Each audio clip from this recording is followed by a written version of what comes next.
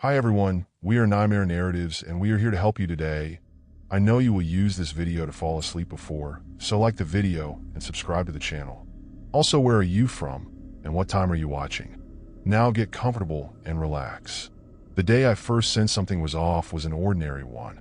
I had moved into my new home just a few months prior, excited to finally have a place of my own. It was a quaint, two-story house tucked away in a quiet neighborhood. The kind of house that had character, with creaky wooden floors and an attic I hadn't yet explored.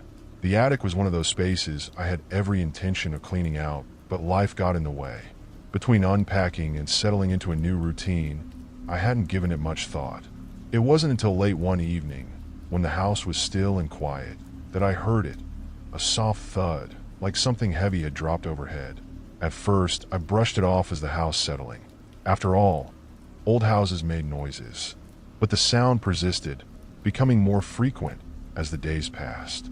Little things started to catch my attention. Doors I was sure I'd closed were left ajar. Items would move ever so slightly from where I last left them.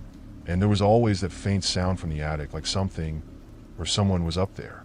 I told myself it was nothing.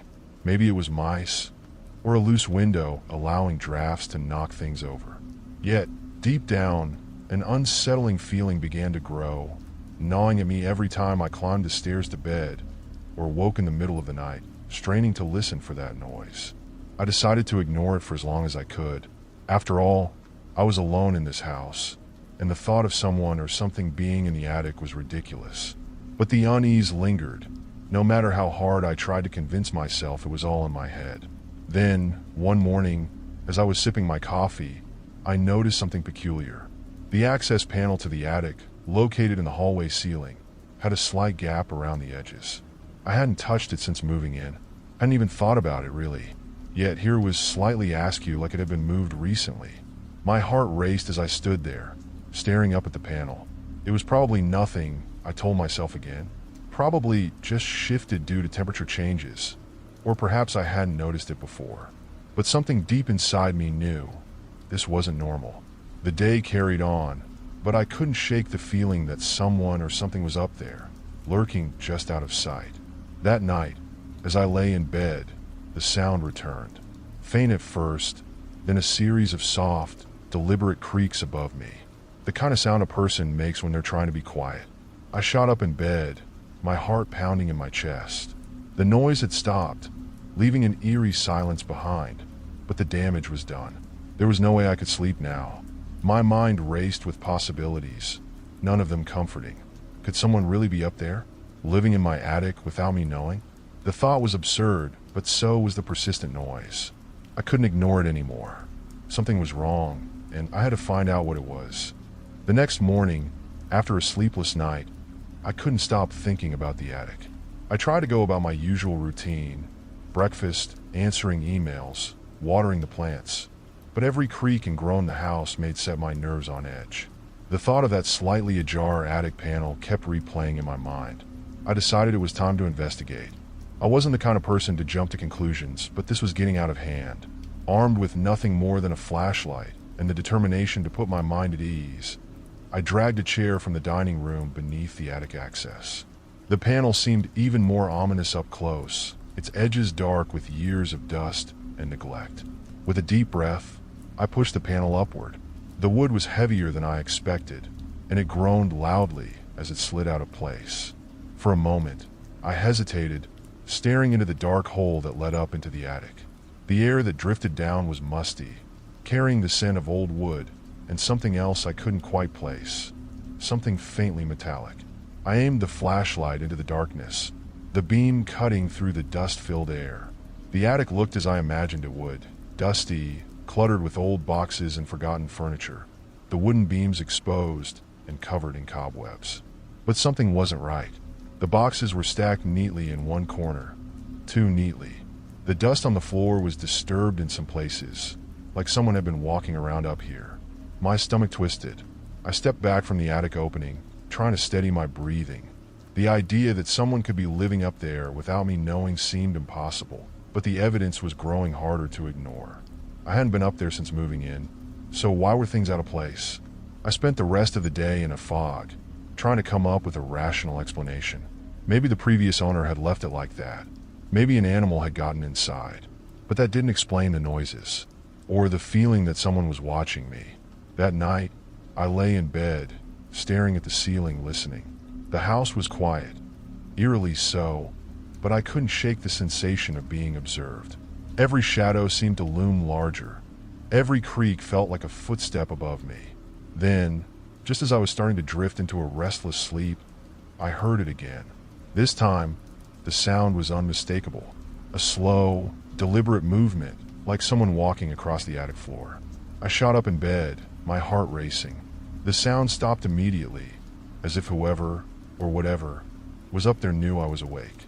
I held my breath, waiting, but the silence stretched on, thick and suffocating. I couldn't take it anymore. I had to know what was going on. Grabbing my phone, I quickly dialed a locksmith. I wasn't sure what I was going to say, but I needed someone to check the attic. Maybe it was a prank. Maybe someone had found a way in through the roof or a forgotten window.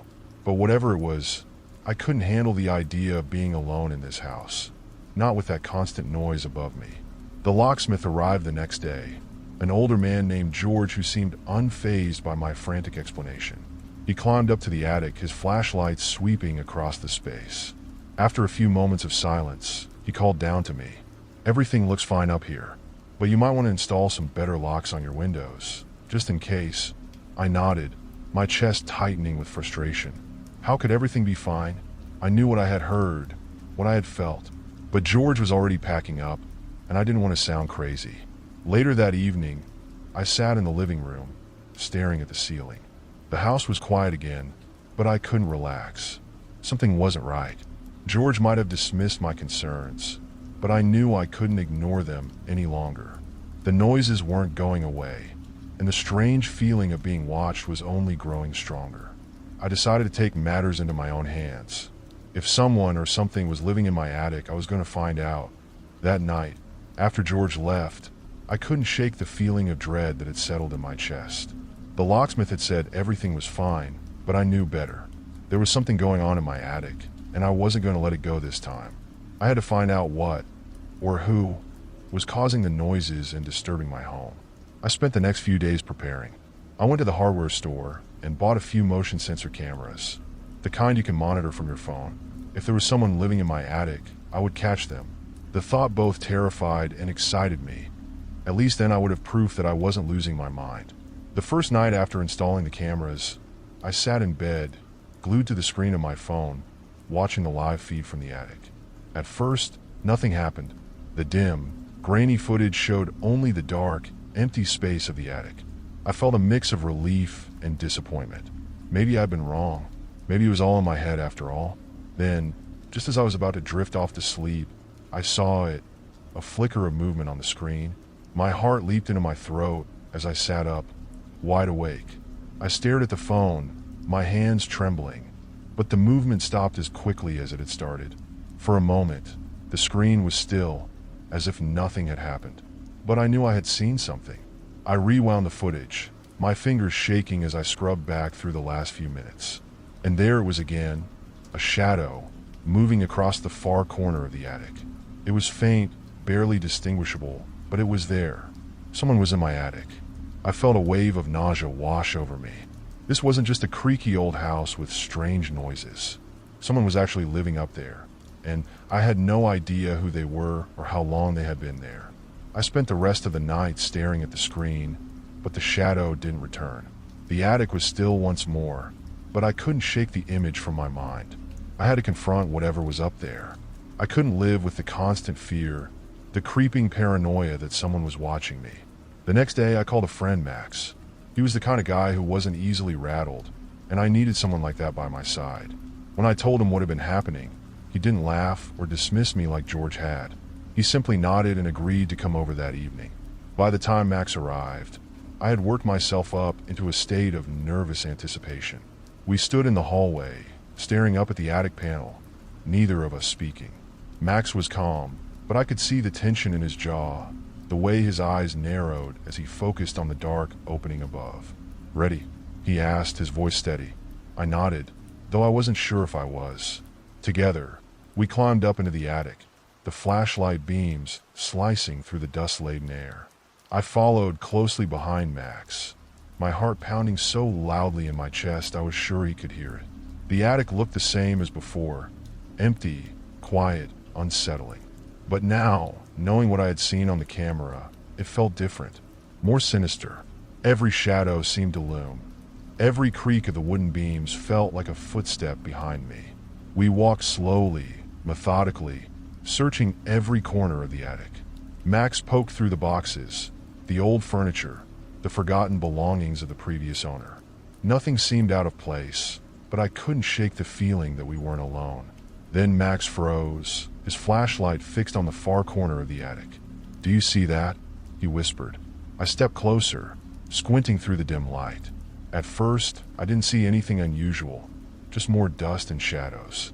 But as I moved closer, I saw its scratches, faint but deliberate, etched into the wooden beams near the floor. Someone had been up here, leaving their mark. Max crouched down, running his fingers over the scratches. "This isn't from an animal," he muttered. "These are fresh." My stomach churned as I stared at the marks. They were crude, jagged lines, but they told a clear story. Someone had been in my attic, and they were trying to leave a message. But what were they trying to say? Max and I exchanged a look. This wasn't just some harmless prank or a case of a squatter. Whoever was up here knew I was living in this house, and they had been watching me. As we stood there, the silence of the attic pressed in around us, heavy and suffocating. I felt the hairs on the back of my neck rise as the realization hit me. I wasn't just dealing with a stranger in my home. I was dealing with someone who wanted me to know they were there. Max and I stood frozen in that eerie silence, both of us trying to process the gravity of what we had just discovered. The scratches were unnerving, but the implications were far more sinister. Someone had been living in my attic, leaving behind a cryptic message that neither of us could decipher. This wasn't just random vandalism. It was intentional. It was personal.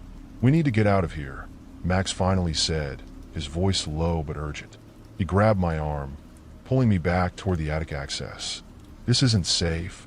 I nodded, my pulse quickening as I followed him down the ladder. Once we were back on solid ground, Max slammed the attic panel shut, sealing whatever secrets it held above us. But the unease didn't leave. It lingered, wrapping itself around me like a heavy fog. "We should call the police," I suggested, though I wasn't sure what I expected them to do. Would they believe me? Would they find anything more than what Max and I had already uncovered? Max shook his head, pacing the hallway. "And tell them what? That someone left some scratches in your attic? We don't have enough proof yet. They'll probably just tell us it's an animal or something." He was right. As terrifying as the situation was, we had nothing solid to present to the authorities. But deep down, I knew this was more than just scratches. Someone was living up there, watching me, waiting for something. "We'll set up more cameras," Max said after a moment. "Catch them in the act.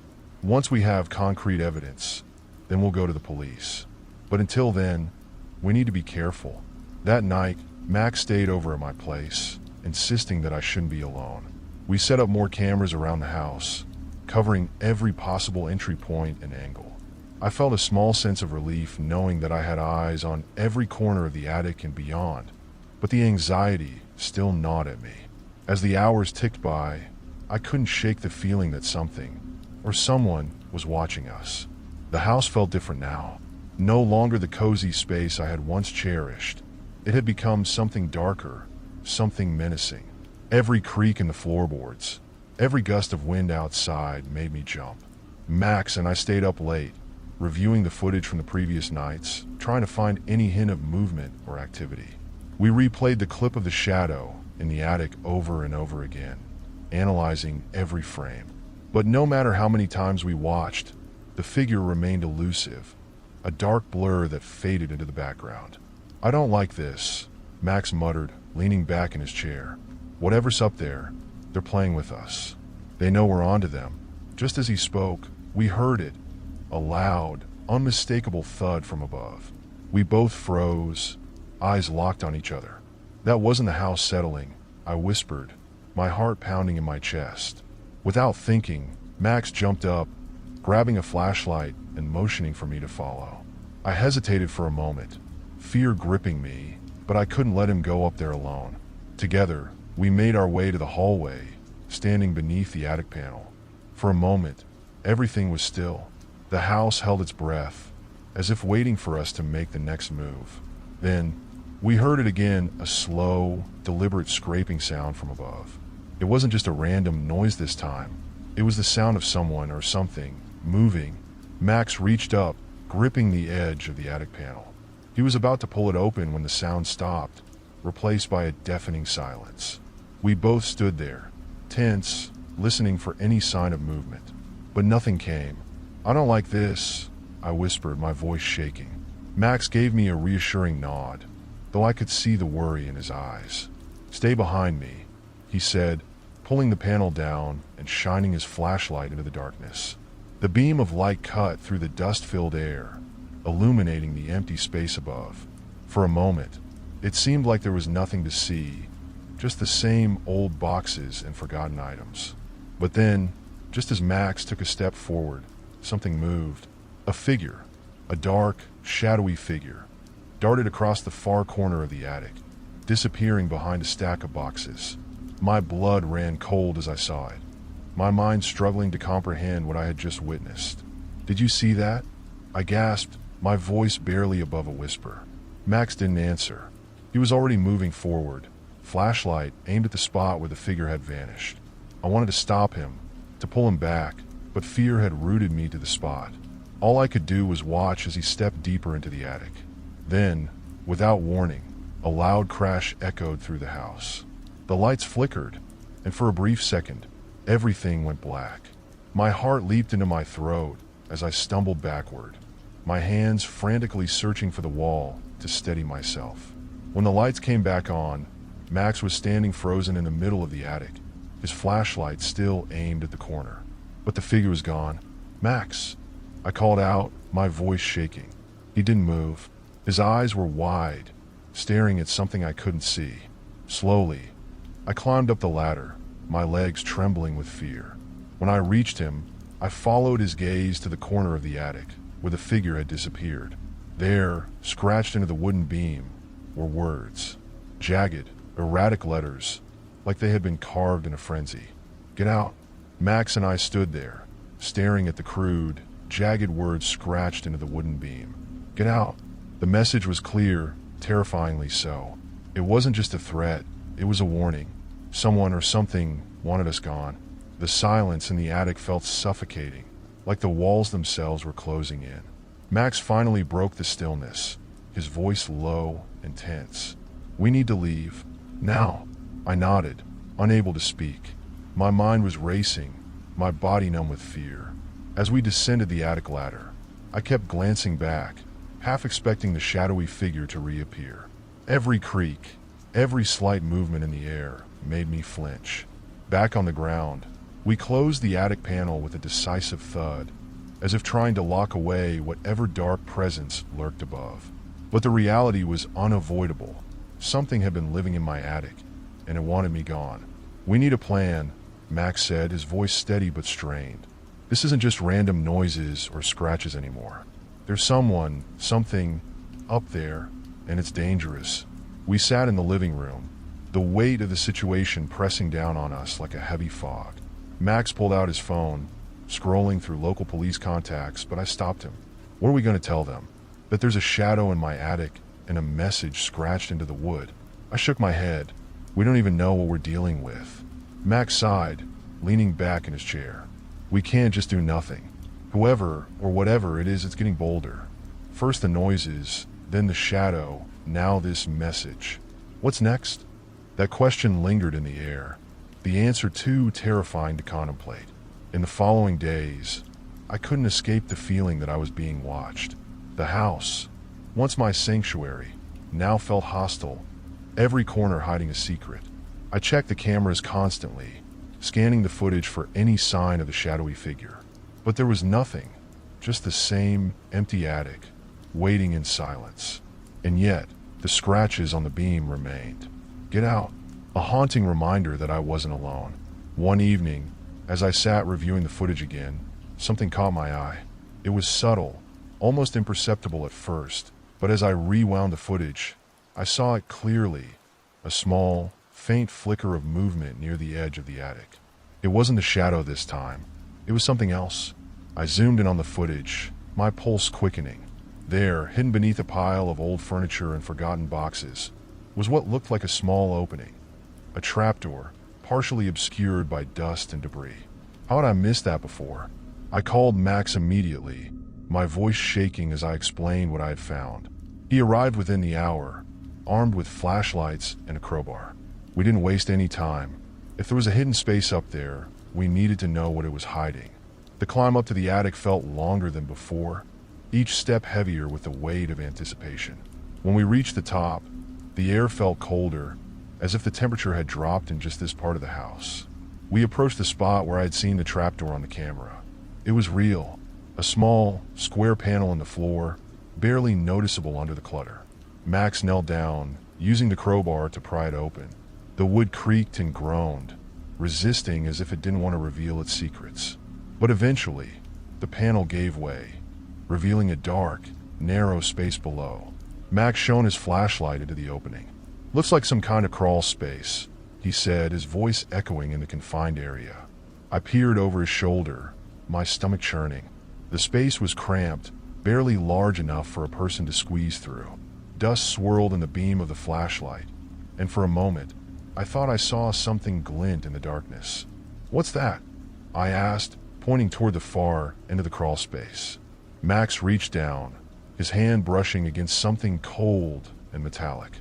He pulled it out, revealing a small, rusted tin box. It looked old, covered in years of grime and decay. My heart raced as he set it down on the attic floor, both of us staring at it, as if it might hold the answer to everything. With trembling hands, Max pried the box open. Inside, we found a collection of old, yellowed photographs. The edges were worn, and some of the images had faded with time, but one thing was clear. These photos were of my house. There were pictures of the living room, the kitchen, the hallway, but the most disturbing photos were of the attic. In each one, the attic appeared exactly as it did now, except for one chilling detail. There was a figure in the photos, a shadowy figure standing in the corner, watching. It was the same figure I had seen on the camera footage. Max and I exchanged a horrified glance. Someone had been taking these photos, documenting the house, and the figure that haunted it. But who? And why? As we flipped through the photos, we found one final image that made my blood run cold. It was a close-up of the attic floor, and scratched into the wood were the words, "Get out." The message had been there for years. Max dropped the photos, his face pale. This isn't just someone living in your attic. This is something else." I stared at the box, my mind racing. Whoever, or whatever, was in my attic had been there long before I moved in. They had been watching, waiting, and now they wanted me to leave. But why? As we sat in silence, the air in the attic grew heavier, the shadows darker. Something was coming, and we were running out of time. The days after discovering the old photos passed in a haze of fear and paranoia. Every corner of my house now felt like a trap. Every creak and groan of the floorboards sent shivers down my spine. The attic, once a forgotten space, had become a haunting presence, looming above me, holding its dark secrets just out of reach. Max stayed over more frequently, and together we tried to piece together what we had uncovered. The photos, the message, the figure. None of it made sense. And yet, it was all too real. There was someone or something lurking in my attic, and whatever it was, it had been there long before I ever stepped foot in this house. We began investigating the history of the house, hoping to find some clue about the previous owners. Max did most of the digging, scouring through old property records, newspaper clippings, and any information he could find. The house had been sold a few times over the years, but nothing stood out. No tragedies, no scandals. Just a typical suburban home, or so it seemed, but something wasn't right. I could feel it in my bones. One evening, Max and I were sitting in the living room, poring over the photos once again. We had spread them out on the coffee table, trying to find any pattern or detail we might have missed. The shadowy figure appeared in almost every photo, always in the attic, always watching. But it wasn't just the figure that unnerved me. It was the fact that these photos had been taken by someone. Someone who had access to the house and to the attic for years. Who took these? I asked, my voice barely above a whisper. Max shook his head, running a hand through his hair. I don't know, but whoever it was, they were here long before you. He paused, then added, we need to check the attic again. I recoiled at the thought. After what we had discovered, the attic had become a place of dread, a space I wanted to avoid at all costs. But Max was right.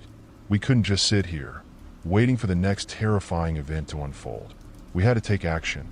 That night, we armed ourselves with flashlights and a sense of grim determination, preparing for what we might find.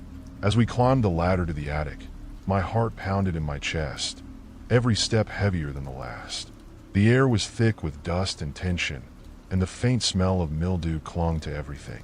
Max was the first to step into the attic, his flashlight cutting through the darkness.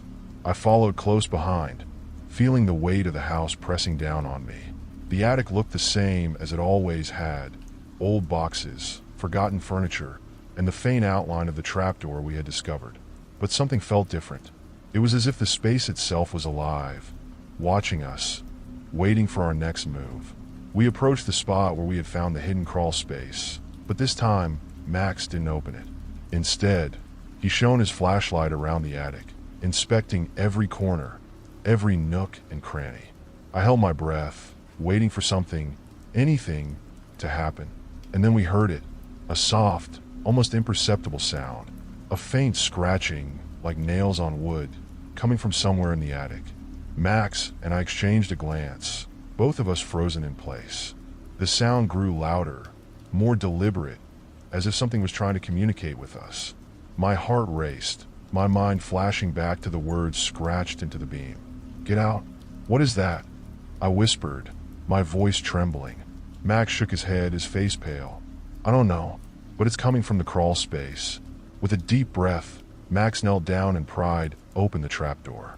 The sound stopped abruptly, replaced by a heavy silence.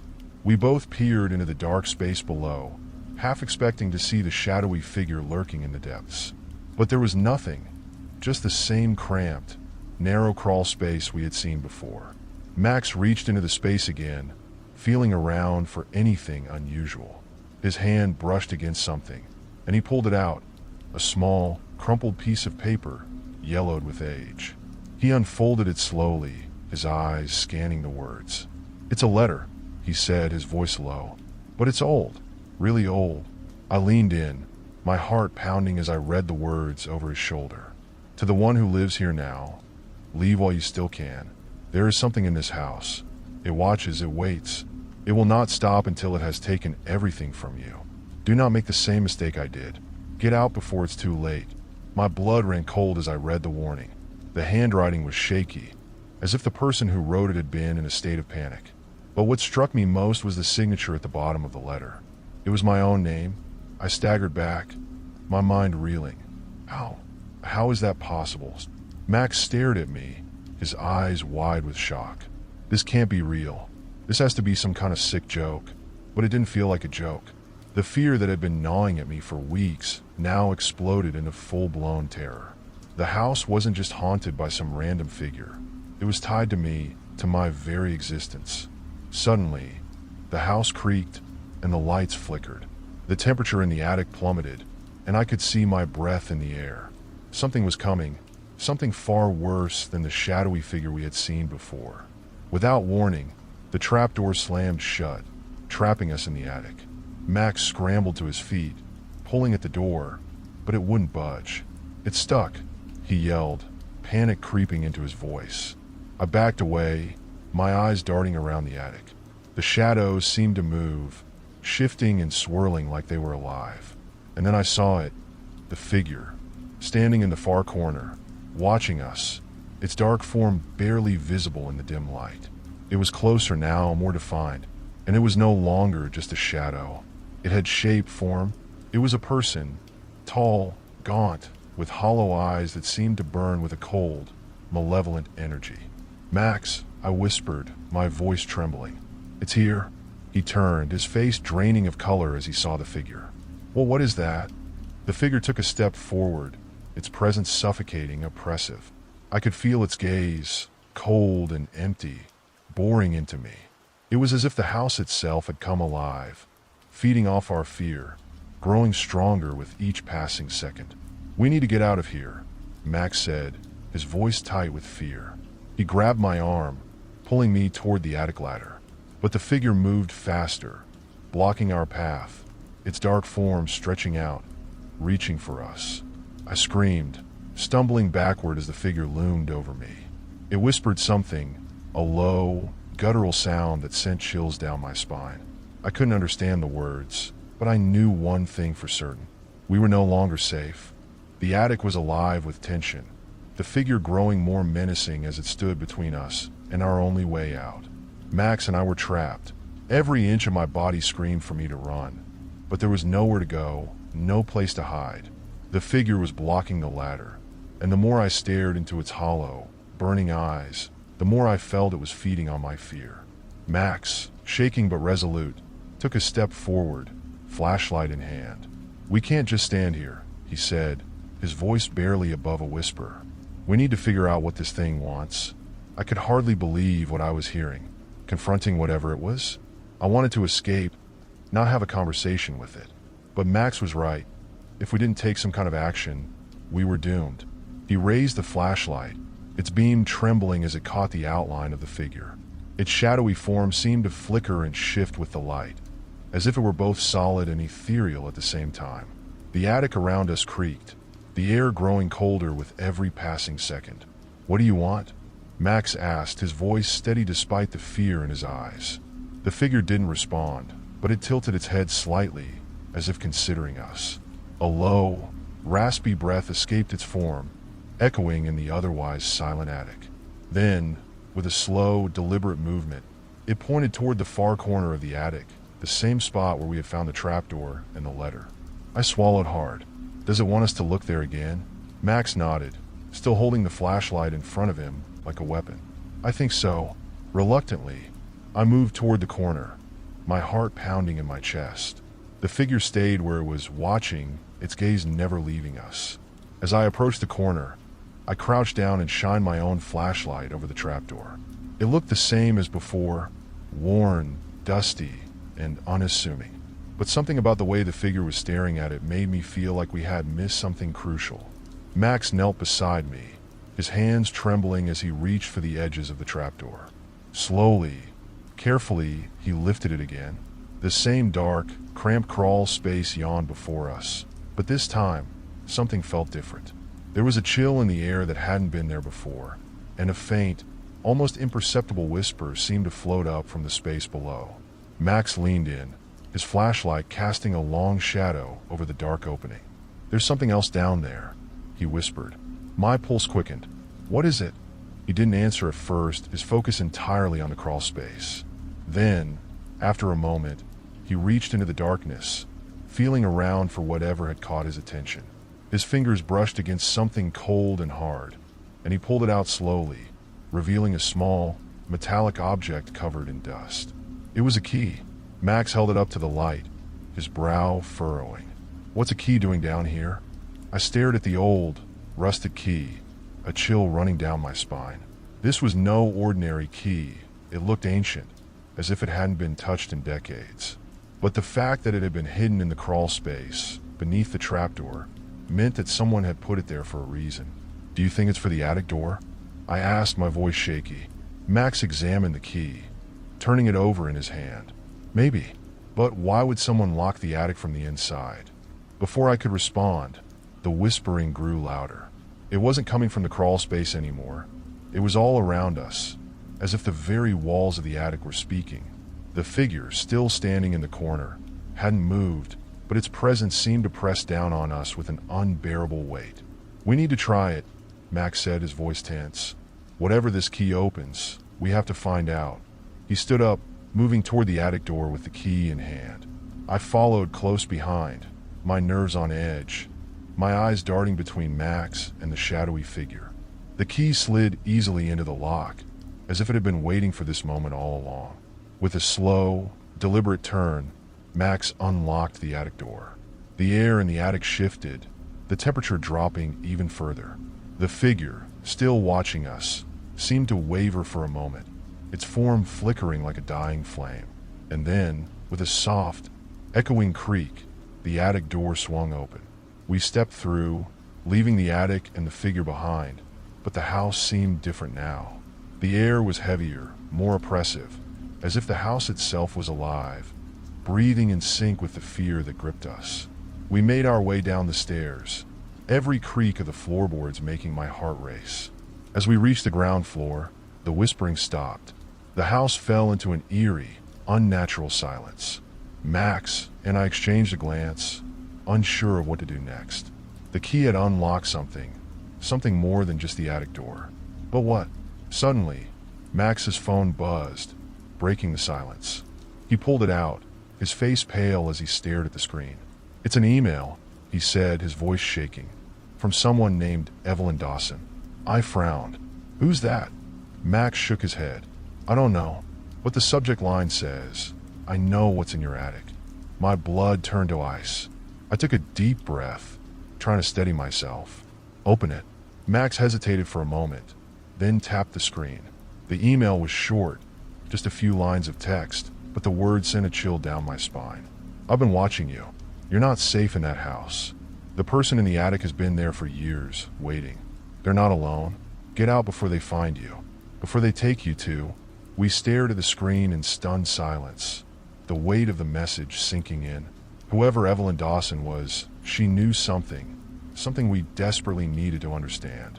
But before we could even process what the email meant, a loud crash echoed through the house, followed by the unmistakable sound of footsteps.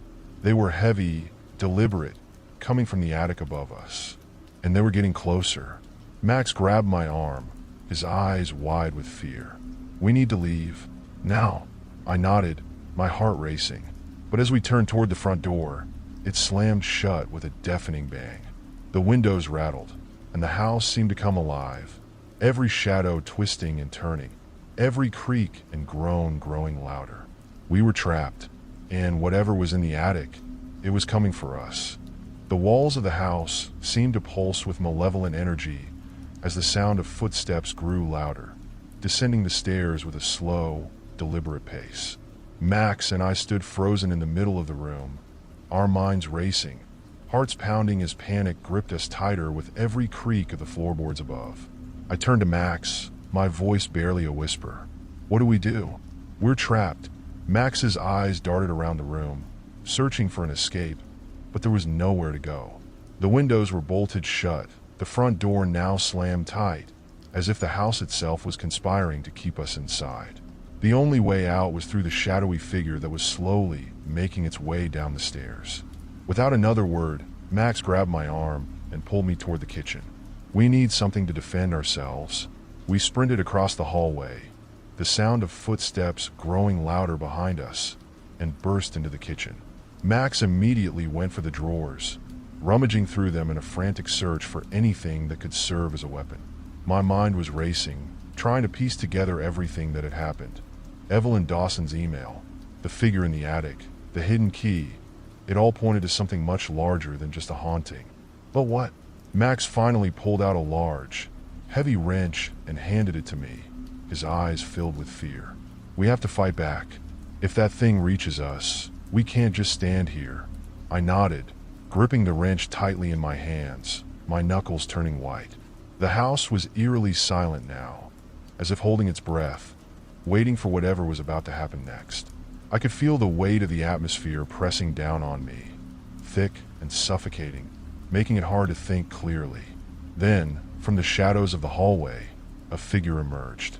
It was the same figure we had seen in the attic. Tall, shrouded in darkness, its face an indistinct blur except for those hollow, burning eyes. It stood motionless at the entrance to the kitchen, as if studying us, deciding what to do next. The air grew colder, and the lights above us flickered, casting long, distorted shadows across the walls. Max raised his flashlight, the beam cutting through the dark, but the figure didn't flinch. It simply stood there, unmoving, like a predator waiting for the perfect moment to strike. "Why are you here?" Max demanded, his voice shaking. The figure tilted its head, its eyes narrowing as if it were contemplating the question. Then, in a voice that was barely more than a whisper, it spoke. "You've disturbed something that should have remained hidden." My blood ran cold. The voice was unnatural, a rasping, hollow sound that seemed to echo from deep within the walls of the house. I could feel the weight of those words, heavy with a meaning I didn't fully understand. Max took a step forward, his grip tightening on the flashlight. "What do you mean? What did we disturb?" The figure's eyes flickered, a strange, almost regretful expression passing over its shadowy face. "The house, it has been waiting for years. For you. For someone like you to unlock what should have stayed forgotten." I glanced at Max, confusion and fear swirling in my mind. What was this thing talking about? We had only found a hidden key, opened an attic door, but none of that explained the figure, the email from Evelyn Dawson, or why we were trapped in this house with no way out. Max lowered the flashlight, his voice softer now. "Who are you?" The figure didn't answer right away. Instead, it stepped closer, the shadows around it seeming to grow darker, more oppressive. And then, in a low, mournful voice, it said, "I was once like you, a guest in this house, but I stayed too long." The words hit me like a punch to the gut. My mind raced back to the email, the warning about the person in the attic who had been waiting for years. This figure, it wasn't just some random apparition or ghostly presence. It was someone who had lived here, someone who had been caught in the same trap we were now in. Max's face paled, the realization dawning on him as well. You're the one Evelyn Dawson was talking about." The figure nodded slowly, its form wavering slightly, as if the admission was draining what little energy it had left. "Evelyn tried to save me, but she was too late. Now, she tries to save others, to stop them from making the same mistake." My heart sank. We were caught in something far bigger than we could have ever imagined. This house, it was like a living thing, feeding off the people who stayed here, trapping them, twisting their fates until they became part of its dark, haunted history. I took a deep breath, trying to steady myself. "What do you want from us?" The figure's eyes glowed brighter for a moment, and it raised one shadowy hand toward the attic. "The key. The key you found was never meant to be used. It unlocked something ancient, something dangerous." Max and I exchanged a terrified glance. The key, the old, rusted key we had found beneath the trapdoor, had unleashed whatever darkness was now threatening us. "How do we stop it?" Max asked, desperation creeping into his voice. The figure's form flickered again, as if it were fading away. "You must leave. Now, before it's too late."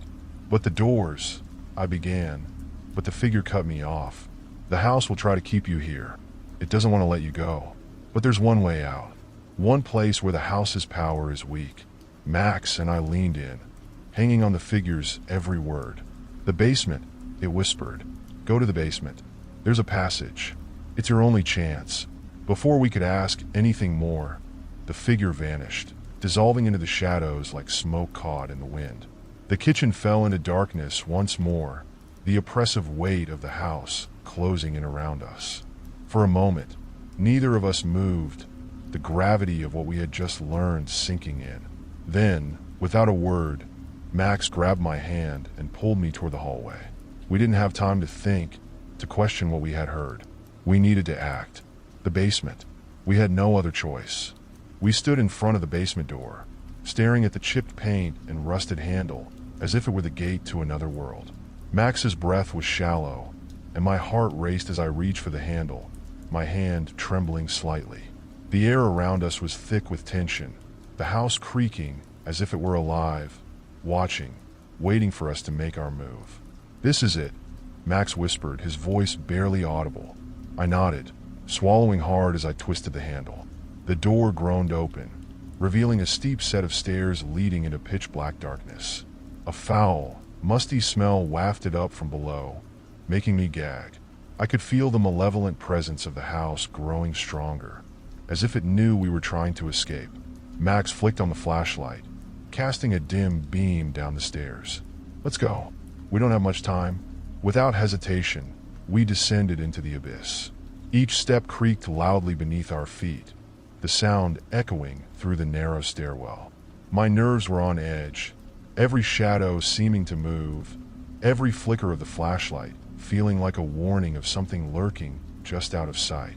As we reached the bottom of the stairs, the cold, damp air wrapped around us like a suffocating blanket.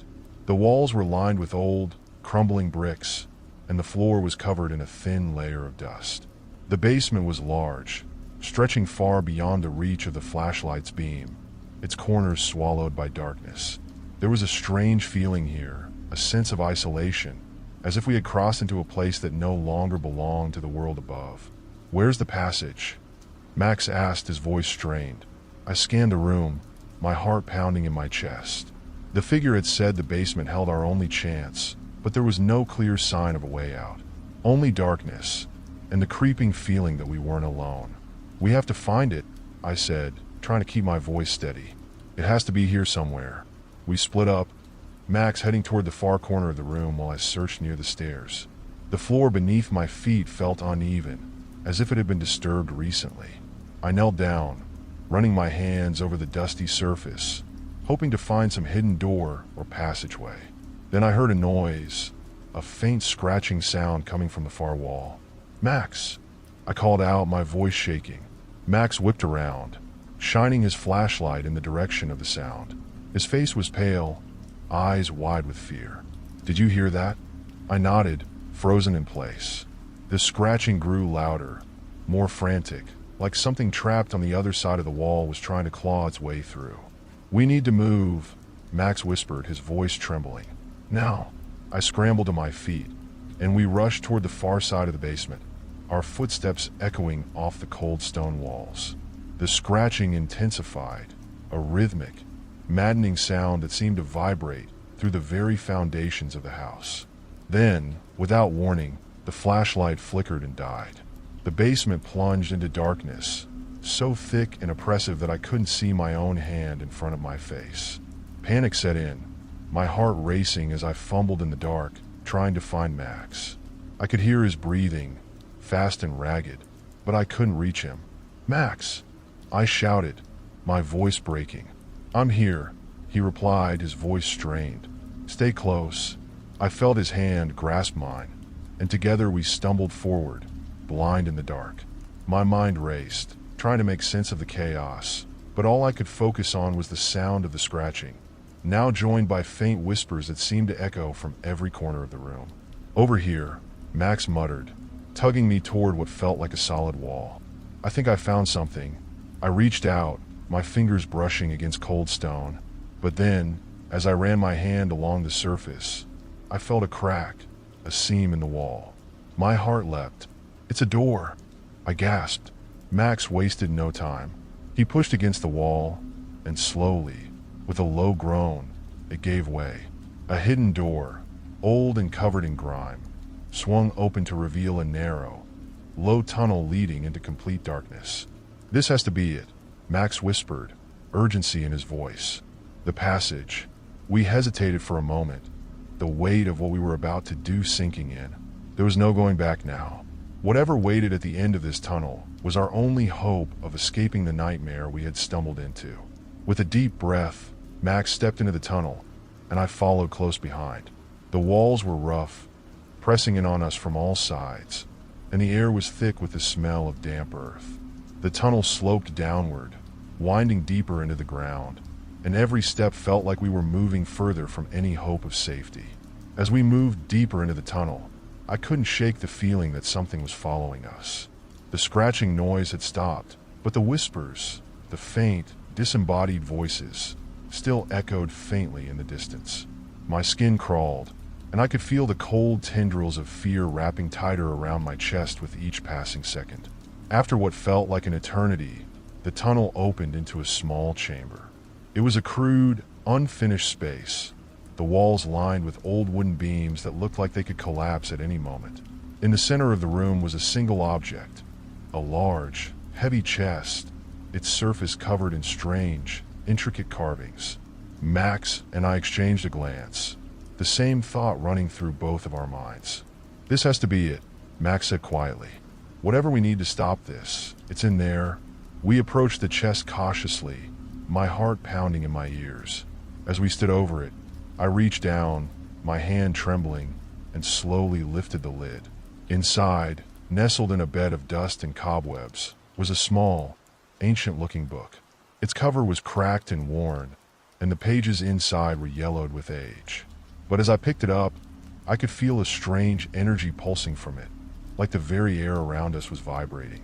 Max leaned over my shoulder, his eyes wide with curiosity. "What is it?" I opened the book, flipping through the pages. The writing was in a language I couldn't understand, but the symbols, twisted, dark, and haunting, were familiar. They matched the carvings on the chest, on the walls of the basement. This book was the key, but as I turned the pages, a cold dread washed over me. The final page was different. The symbols had been scratched out violently, replaced by a single message, scrawled in jagged, hurried handwriting. "You cannot escape. The house will claim you, just as it claimed me." My blood turned to ice. The words on the page burned into my mind, the haunting message sending a chill down my spine. Max stood frozen beside me, staring at the scratched-out warning in disbelief. The room felt heavier now, the air thick with an almost suffocating presence. We both knew that whatever was happening, it wasn't just some haunting. It was something much older, much darker. "We have to get out of here," Max whispered, his voice barely audible, almost pleading. "We've got what we need. Let's just leave." I closed the book gently, feeling the weight of the decision before us.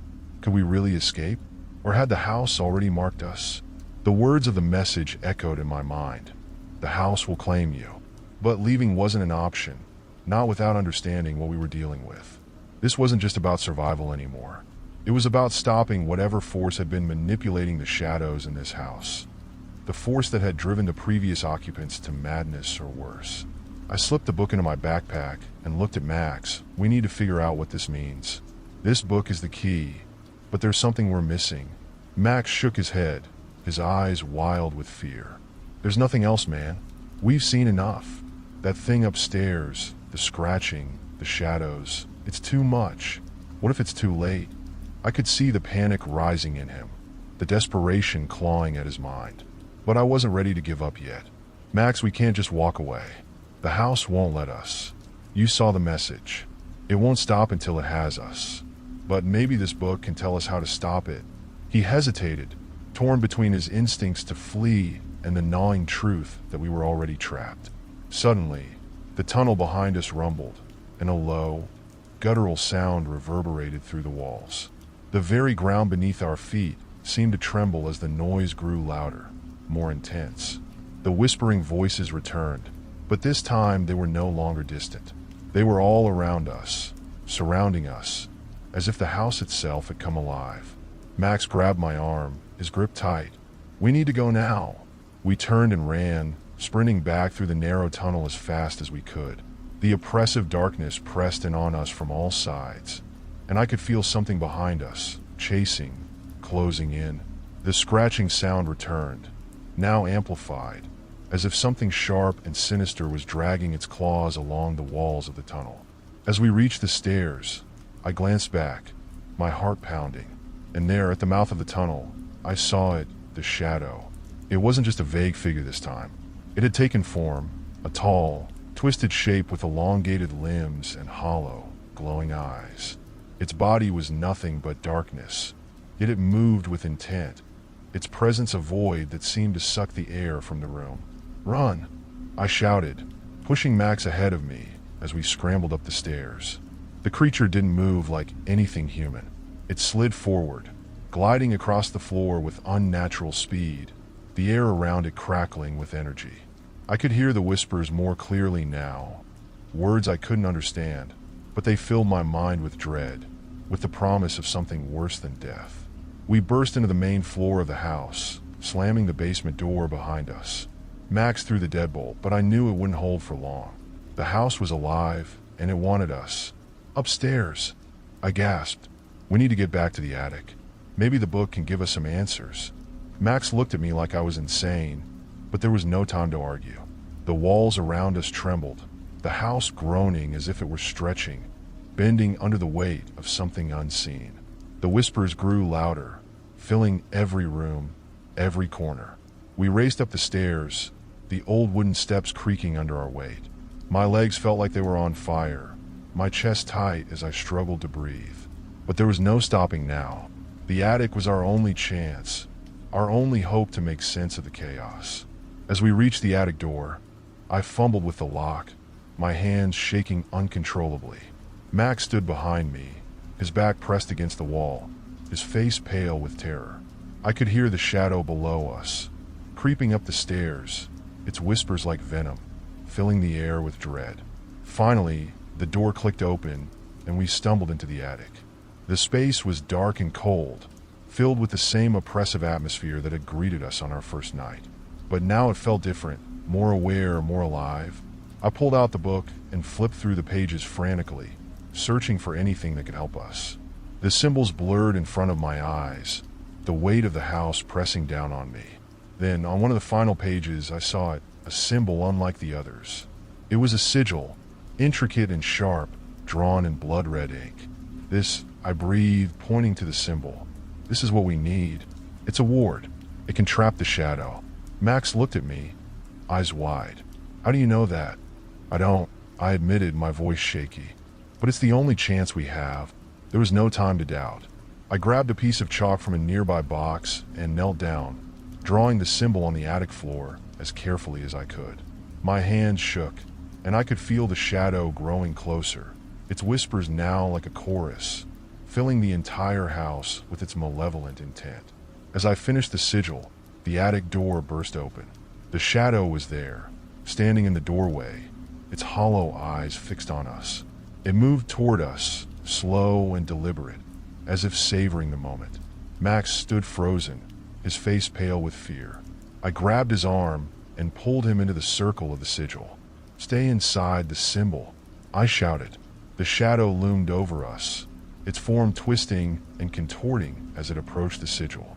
For a moment, it hesitated, its eyes flicking toward the markings on the floor. Then, with a deafening roar, it lunged forward. But as it crossed the edge of the sigil, the air around us crackled with energy. The shadow stopped in its tracks, writhing and thrashing as the sigil glowed with a bright, blinding light.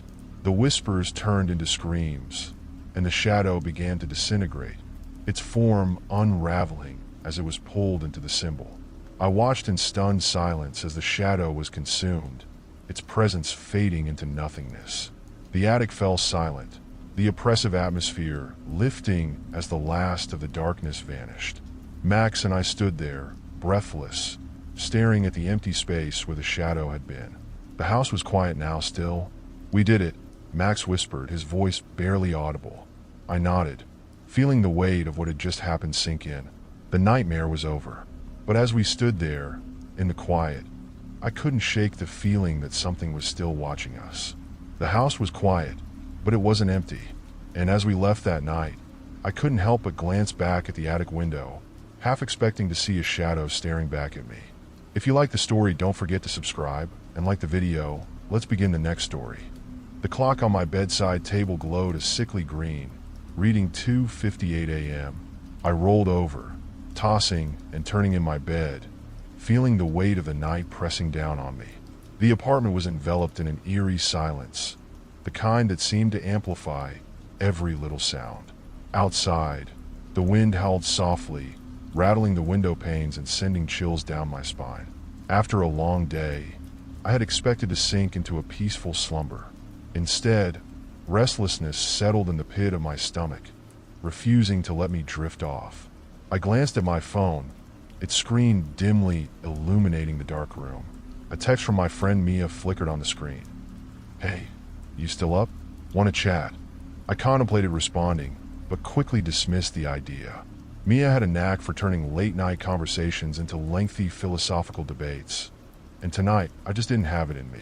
I tapped out a quick reply, "Not now, I'm trying to sleep," and tossed my phone back onto the bedside table. Just as I started to relax, a sound jolted me awake. A soft knock echoed through the apartment. My heart raced, the peaceful silence shattered. I lay still, straining to listen. Was it the wind? Or perhaps my imagination playing tricks? A second knock followed, more insistent this time. I sat up, my breath hitching in my throat. My mind raced through 1,000 scenarios. Who could be knocking at my door at this hour? I slid out of bed, my feet hitting the cold wooden floor. With cautious steps, I approached the door, peering through the peephole. The hallway was empty, just shadows stretching in the dim light of the emergency exit sign. Probably just a prank, I muttered to myself, trying to convince my racing heart. But then, as if on cue, another knock echoed, sharp and deliberate. "Who's there?" I called out, my voice barely above a whisper. Silence stretched, suffocating in its weight. I considered my options. Maybe it was just a kid playing a prank, but what if it was something more sinister? "Help me, please." The voice was faint, almost a whisper, but it sent a chill down my spine.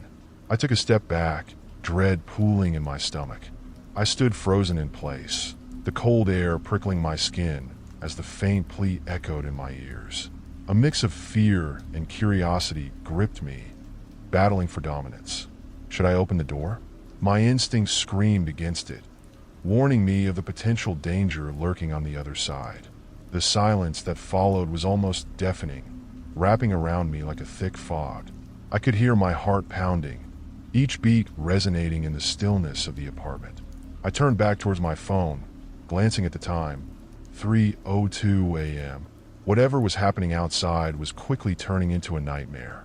"Help me," the voice repeated, clearer this time, laced with desperation. It felt like a ghostly echo, tugging at some hidden corner of my mind. It was so hauntingly familiar, yet I couldn't place it. "Who are you?" I shouted, hoping my voice would sound more confident than I felt. My throat felt dry, and the words came out in a tremor. "What do you want?" A pause followed, stretching painfully. I pressed my ear against the door, straining to catch any further sound.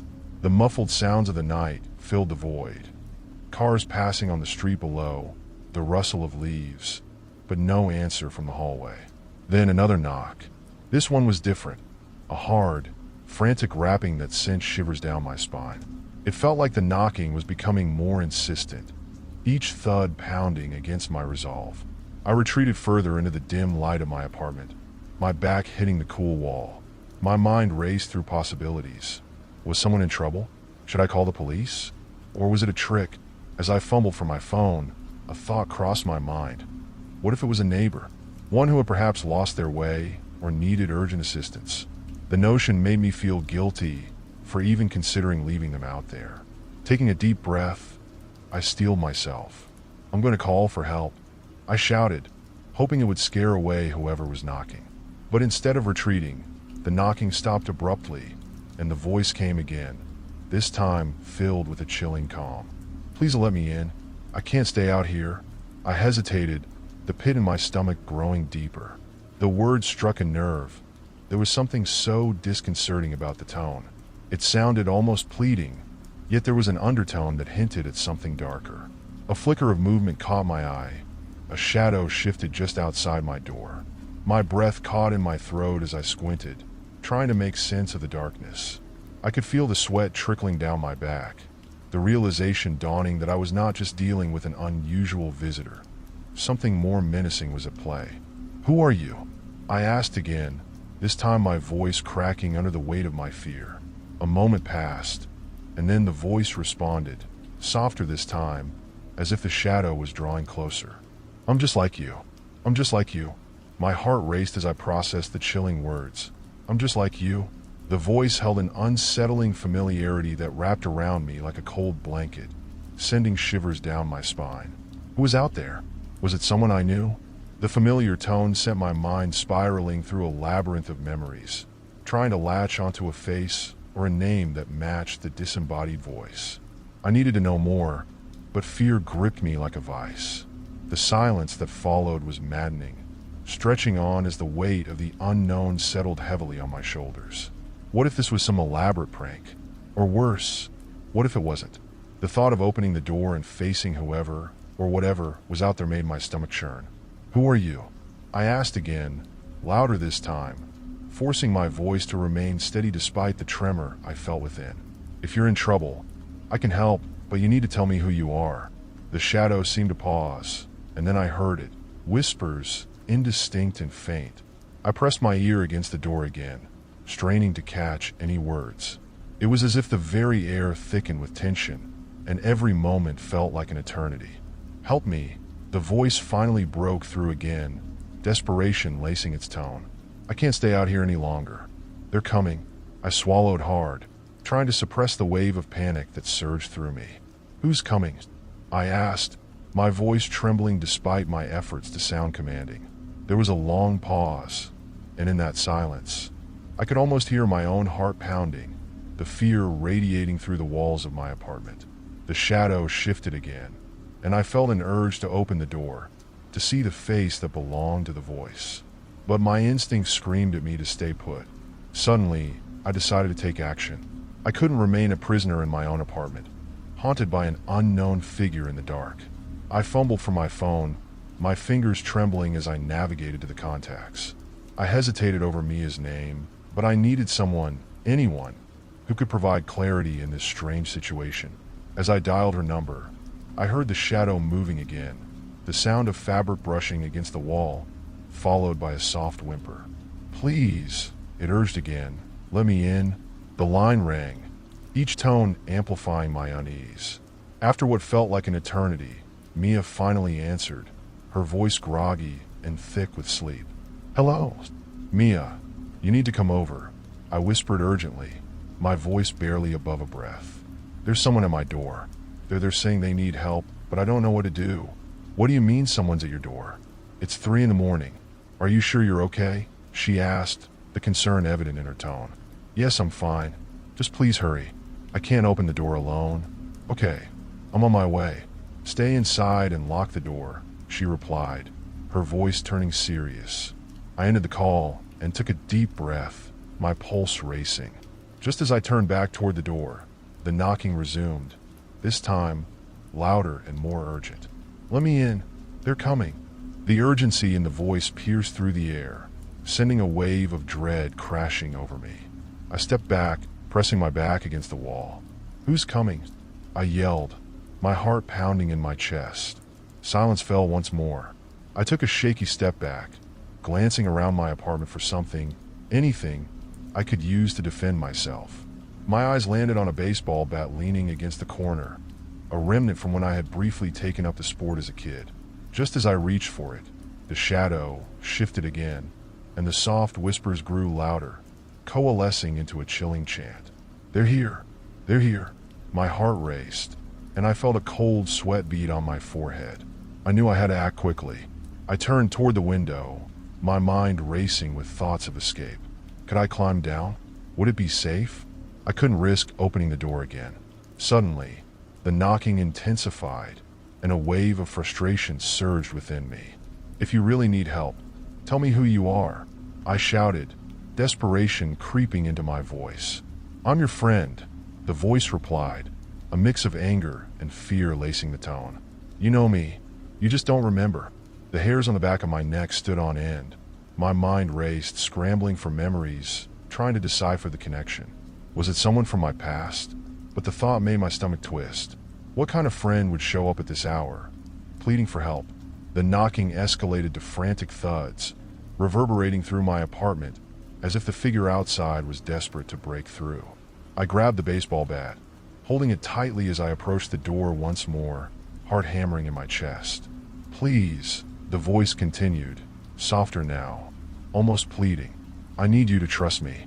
They're coming for you too." In that moment, I hesitated. Was it a trick? A desperate cry for help? Or was it something far more sinister? The shadows seemed to dance along the walls, taunting me as I weighed my options. Just then, the lights flickered overhead, and I felt a chill crawl up my spine. Something was very wrong. The flickering lights cast eerie shadows around the room, creating an unsettling ambience that felt almost alive. I gripped the baseball bat tightly, my knuckles turning white as adrenaline coursed through my veins. The shadow outside my door seemed to sway, a dark figure morphing and twisting with the erratic light. "Please," the voice pleaded again, a tremor of fear lacing its tone. "You don't understand. If you don't let me in, they'll find you." The mention of "they" sent a shiver down my spine. What did that mean? Who were they? My mind raced with possibilities, each one more terrifying than the last. I needed to know more, but the fear of opening that door weighed heavily on my conscience. I took a deep breath, summoning my courage. "If you're really my friend, then tell me something only we would know," I demanded, hoping to reveal the truth behind this ominous presence. For a moment, there was silence. I could feel the tension thickening in the air, my heart hammering in my chest. The figure outside seemed to hesitate, as if contemplating its response. "Remember the summer we went camping by the lake?" It finally said, its voice almost breaking. "You said you'd never let anything happen to me." My stomach churned at the memory. It was a moment from my childhood, one that had faded into the background of my life. But it was true. I had promised to protect those I cared about. But was this really one of them? I remember, I stammered, uncertainty flooding my thoughts. But that was years ago. How do I know this isn't a trick? "Because I'm scared. They're coming, and I need you to trust me." The desperation in the voice echoed through the hall, pulling at my heartstrings. Just then, the lights flickered again, and I heard a strange sound coming from the hallway, a shuffling noise, like footsteps dragging against the floor. My blood ran cold, and I glanced toward the window, my mind racing with the thought of escape.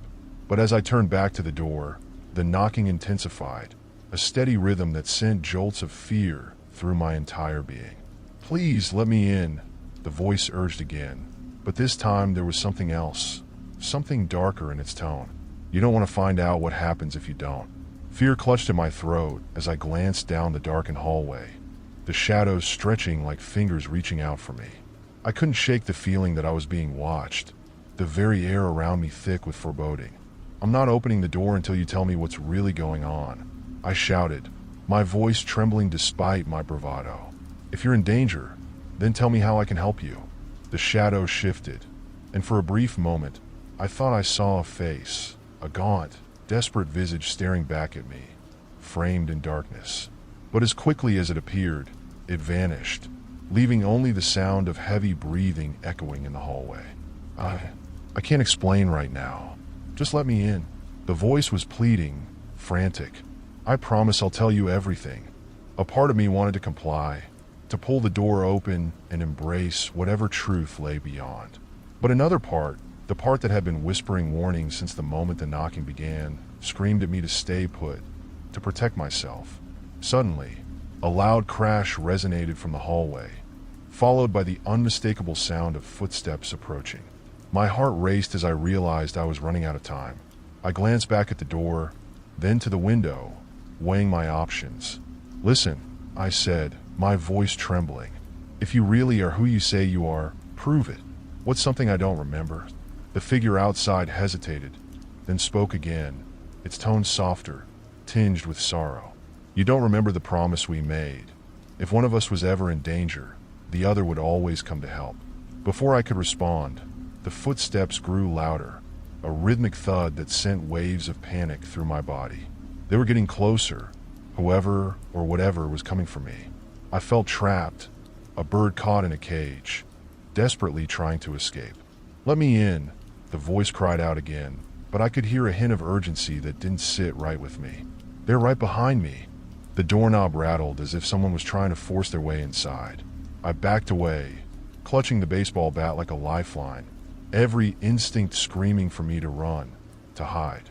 Just then, the lights flickered one last time before plunging my apartment into darkness. My heart raced as the last remnants of light disappeared, leaving me in an oppressive blackness that felt suffocating. I could hear the figure outside, breathing heavily, the sound echoing in the silence. "Please, I can't hold them back," it cried out, fear pouring from its voice. "You have to trust me." The footsteps outside halted, and I strained to hear what was happening. I felt the darkness envelop me, pressing against my chest, and I could hear my own breaths echoing in the quiet. The figure outside seemed to sense my hesitation and continued to plead, "Don't let them take you too. You're in danger." Suddenly, the doorknob turned violently, a loud bang resounding as someone, or something, slammed against it from the other side. My heart leaped into my throat as I stumbled back, clutching the bat tightly, ready to defend myself. Help me, the voice shouted desperately, and in that moment, I felt a strange pull toward it. Was it fear or instinct that drove me to act?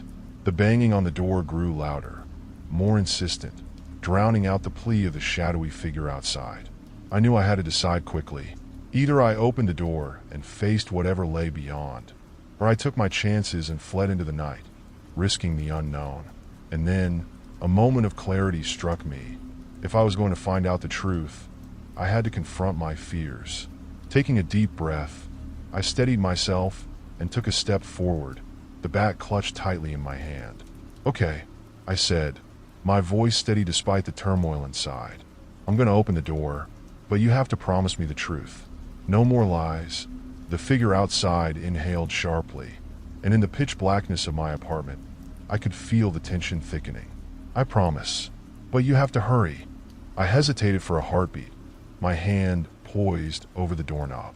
The urgency in the figure's voice echoed in my mind, mingling with the fear that had settled deep in my gut. What lay behind that door? A friend? A foe? Or something else entirely? The desperation in their voice gnawed at me. I exhaled slowly, summoning every ounce of courage I had. "I'm opening the door," I said, my voice steady despite the chaos raging within me. "But if I sense anything off, I swear I'll slam it shut." With that, I turned the knob, feeling it click open. The door swung inward, and the moment I stepped into the dim light of the hallway, I was met with an unexpected sight. Standing before me was not a ghostly apparition or a monstrous figure, but a disheveled girl, her hair matted and her clothes torn as if she had been running for her life. Her wide eyes were filled with fear, and she looked over her shoulder as though expecting something to leap out from the shadows. "Is it safe?" she gasped, pushing past me into the apartment. Her presence felt both grounding and alarming, as if she were a tether to the normalcy I had clung to until this night. "Who are you?" I demanded, closing the door behind her. "What's going on? Why are you here?" She sank onto the couch, her breath coming in ragged gasps. "You need to listen to me. They're coming, and we don't have much time." "Who's they?" I asked, bewildered. The girl looked up, her eyes glistening with unshed tears. "I can't explain everything right now, but there's something in your attic. It's dangerous, and it's been watching you. It knows you're alone tonight." A chill ran down my spine. "What do you mean, watching me?" "Every night. It waits until you fall asleep. I thought I could get away, but it found me. It knows where I am, and now it knows where you are." Her words were chilling, and I felt the air grow heavier. "Why didn't you come sooner? Why now?" "I tried," she said, her voice cracking. "But every time I got close, it blocked me. It wouldn't let me warn you. I had to wait until you were vulnerable." I took a step back, my mind racing. Vulnerable? What had I done to attract something so sinister? "What does it want?" "I don't know," she said, shaking her head.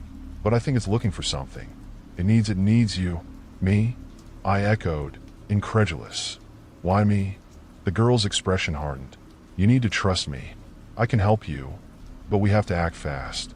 We need to get up to the attic and see what it's hiding before it comes for us." The thought of going up there, of confronting whatever was lurking above, filled me with dread. What if it's dangerous? What if it's already too late? She stood up abruptly, her eyes flashing with determination. "If we don't go now, we might not get another chance. You have to trust me. I know it's scary, but I've seen what it can do. It's already gotten to me. Don't let it get to you too." I felt a swirl of conflicting emotions. Fear, curiosity, and a strange sense of responsibility.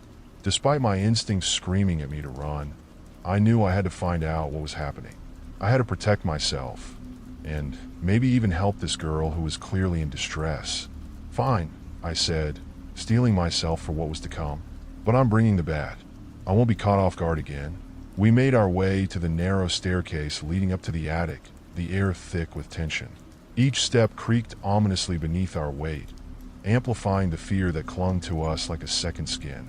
The darkness seemed to swallow the light, and I could feel the weight of my own heartbeat echoing in my ears. As we reached the top of the stairs, I hesitated. The attic door loomed before me, an ominous shadow against the faint light from the hallway. I glanced at the girl, whose expression mirrored my own apprehension. Ready? She whispered, her voice barely audible. Not really, I replied, my throat dry. But we have to do this. With a shaky hand, I turned the knob and pushed the door open. The musty smell of the attic hit me like a wave, and the darkness seemed to pulsate around us. A sliver of moonlight spilled through a small window, illuminating the dust particles that danced in the air. Where is it? I asked, my voice trembling. Over there. She pointed towards a corner where shadows coiled and shifted like smoke. I can feel it. It's waiting. I took a cautious step forward, my grip tightening around the bed as I scanned the attic for any signs of movement. My heart raced as I noticed an old, dusty trunk partially hidden in the shadows. Something about it seemed off. Do you see that? I murmured, my voice barely above a whisper. Yes, she said, nodding. That's it. That's where it hides. Can you explain what it is? I asked, glancing back at her. What exactly are we dealing with here? I think it's some kind of entity, she replied, her gaze locked on the trunk. It feeds on fear, and it can manipulate your thoughts. I don't know how to describe it. It's like a parasite. It has been feeding off my fear ever since I moved into my old house. I shivered at her words, feeling an inexplicable pull toward the trunk. And now it's here, with me. Yes, she whispered, but it can't do anything if we confront it together. We have to open the trunk. I swallowed hard, my mouth suddenly dry. What if it's dangerous? She stepped closer, her eyes locked on mine. We'll face it together. You're not alone in this. Taking a deep breath, I nodded, pushing my fear aside. We were in this together, and whatever lay inside the trunk needed to be confronted. I approached the trunk, the air growing thick with tension. My heart pounded loudly in my chest as I placed my hands on the lid.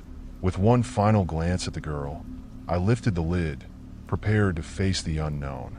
The trunk creaked as I pulled the lid open, the sound echoing ominously through the attic. Inside, it was dark, the contents hidden beneath layers of dusty fabric and old newspapers.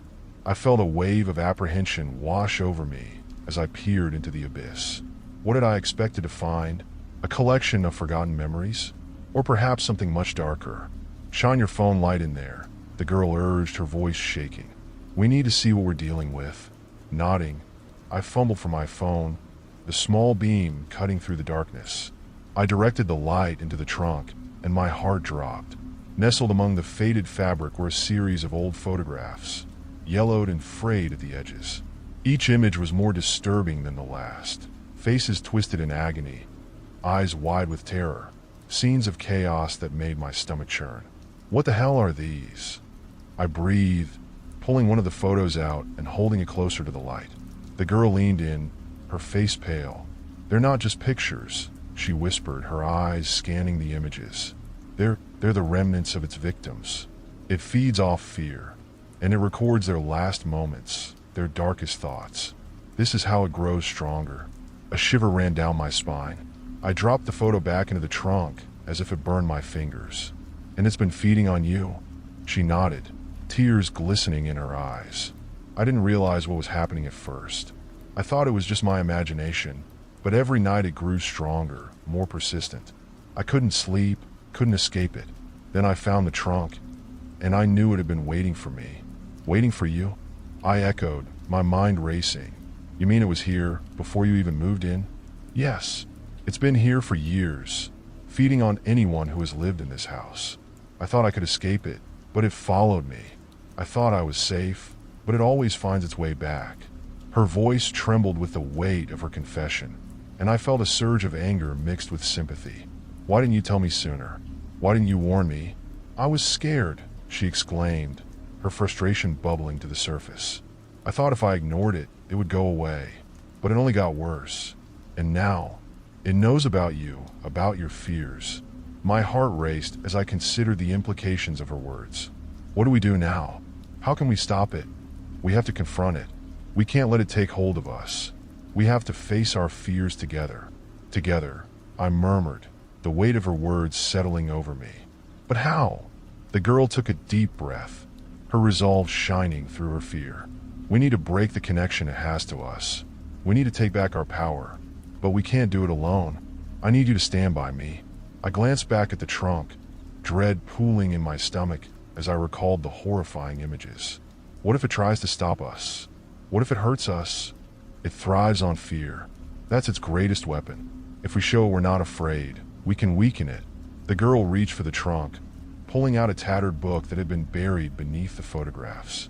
Its cover was embossed with strange symbols, and it radiated an unsettling energy. This is a journal. I found it in the attic last month. I think it belonged to someone who lived here before. What does it say? I asked, leaning closer. It talks about rituals, ways to protect ourselves, ways to confront it. She flipped through the pages, her fingers trembling. If we perform this, we might be able to sever the connection. A mixture of hope and fear swirled within me. Do you really think it will work? There's only one way to find out, she said, determination etched on her face. We have to gather some items, things that can anchor us and give us strength. What kind of items?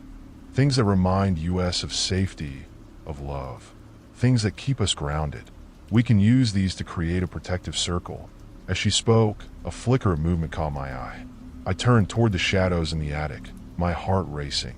Did you see that? The girl nodded, her expression tightening. It's here. It's watching us.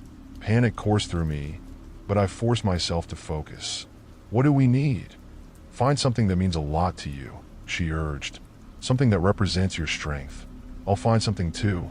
As we moved around the attic, searching for items that would ground us, the air grew heavy with tension. My mind raced as I rifled through old boxes, memories flooding back with each item I unearthed. A framed photograph of my family caught my eye, smiling faces, laughter frozen in time. I grabbed it, feeling the warmth of those memories seep into me, reinforcing my resolve. Got it, I called out, turning to see what the girl had found. She held up a small trinket, a delicate bracelet, glinting in the dim light. This was my mother's, she said, her voice thick with emotion. She always wore it when she was scared. It brought her comfort. Then it's perfect, I replied, clutching the photograph tightly. We have what we need. With newfound determination, we moved to the center of the attic, positioning ourselves in a small clearing. The darkness around us seemed to pulse with a life of its own, and I could feel the air grow heavier, as if the very walls were closing in. Now what? I asked, feeling a knot of fear tightening in my stomach.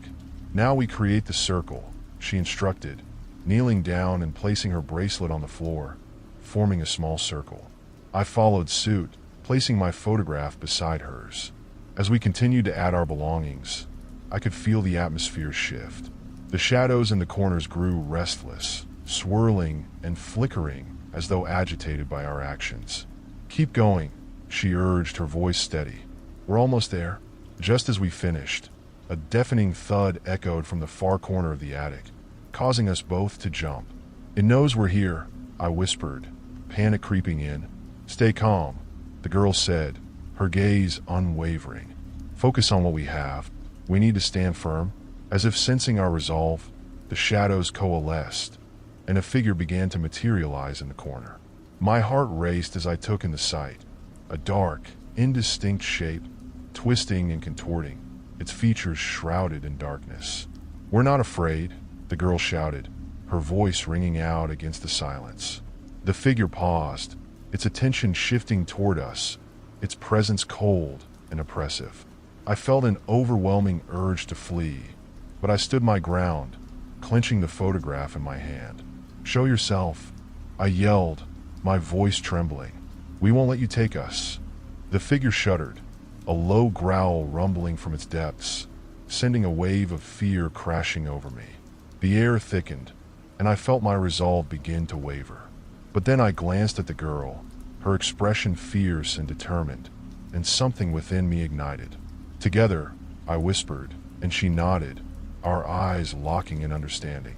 Together, we shouted in unison, holding our belongings tightly as the darkness swirled around us. With every ounce of strength I had, I focused on the warmth of my memories, on the love that had surrounded me my entire life. The shadows shrank back, momentarily retreating, and I felt a surge of hope. Now, the girl cried, raising her bracelet high. We break the connection. In that moment, we stepped forward, creating a bridge between our two anchors.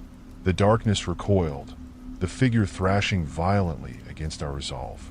I could feel its malevolent energy pressing in on us, threatening to overwhelm, but we stood firm, channeling our determination into the circle we had created.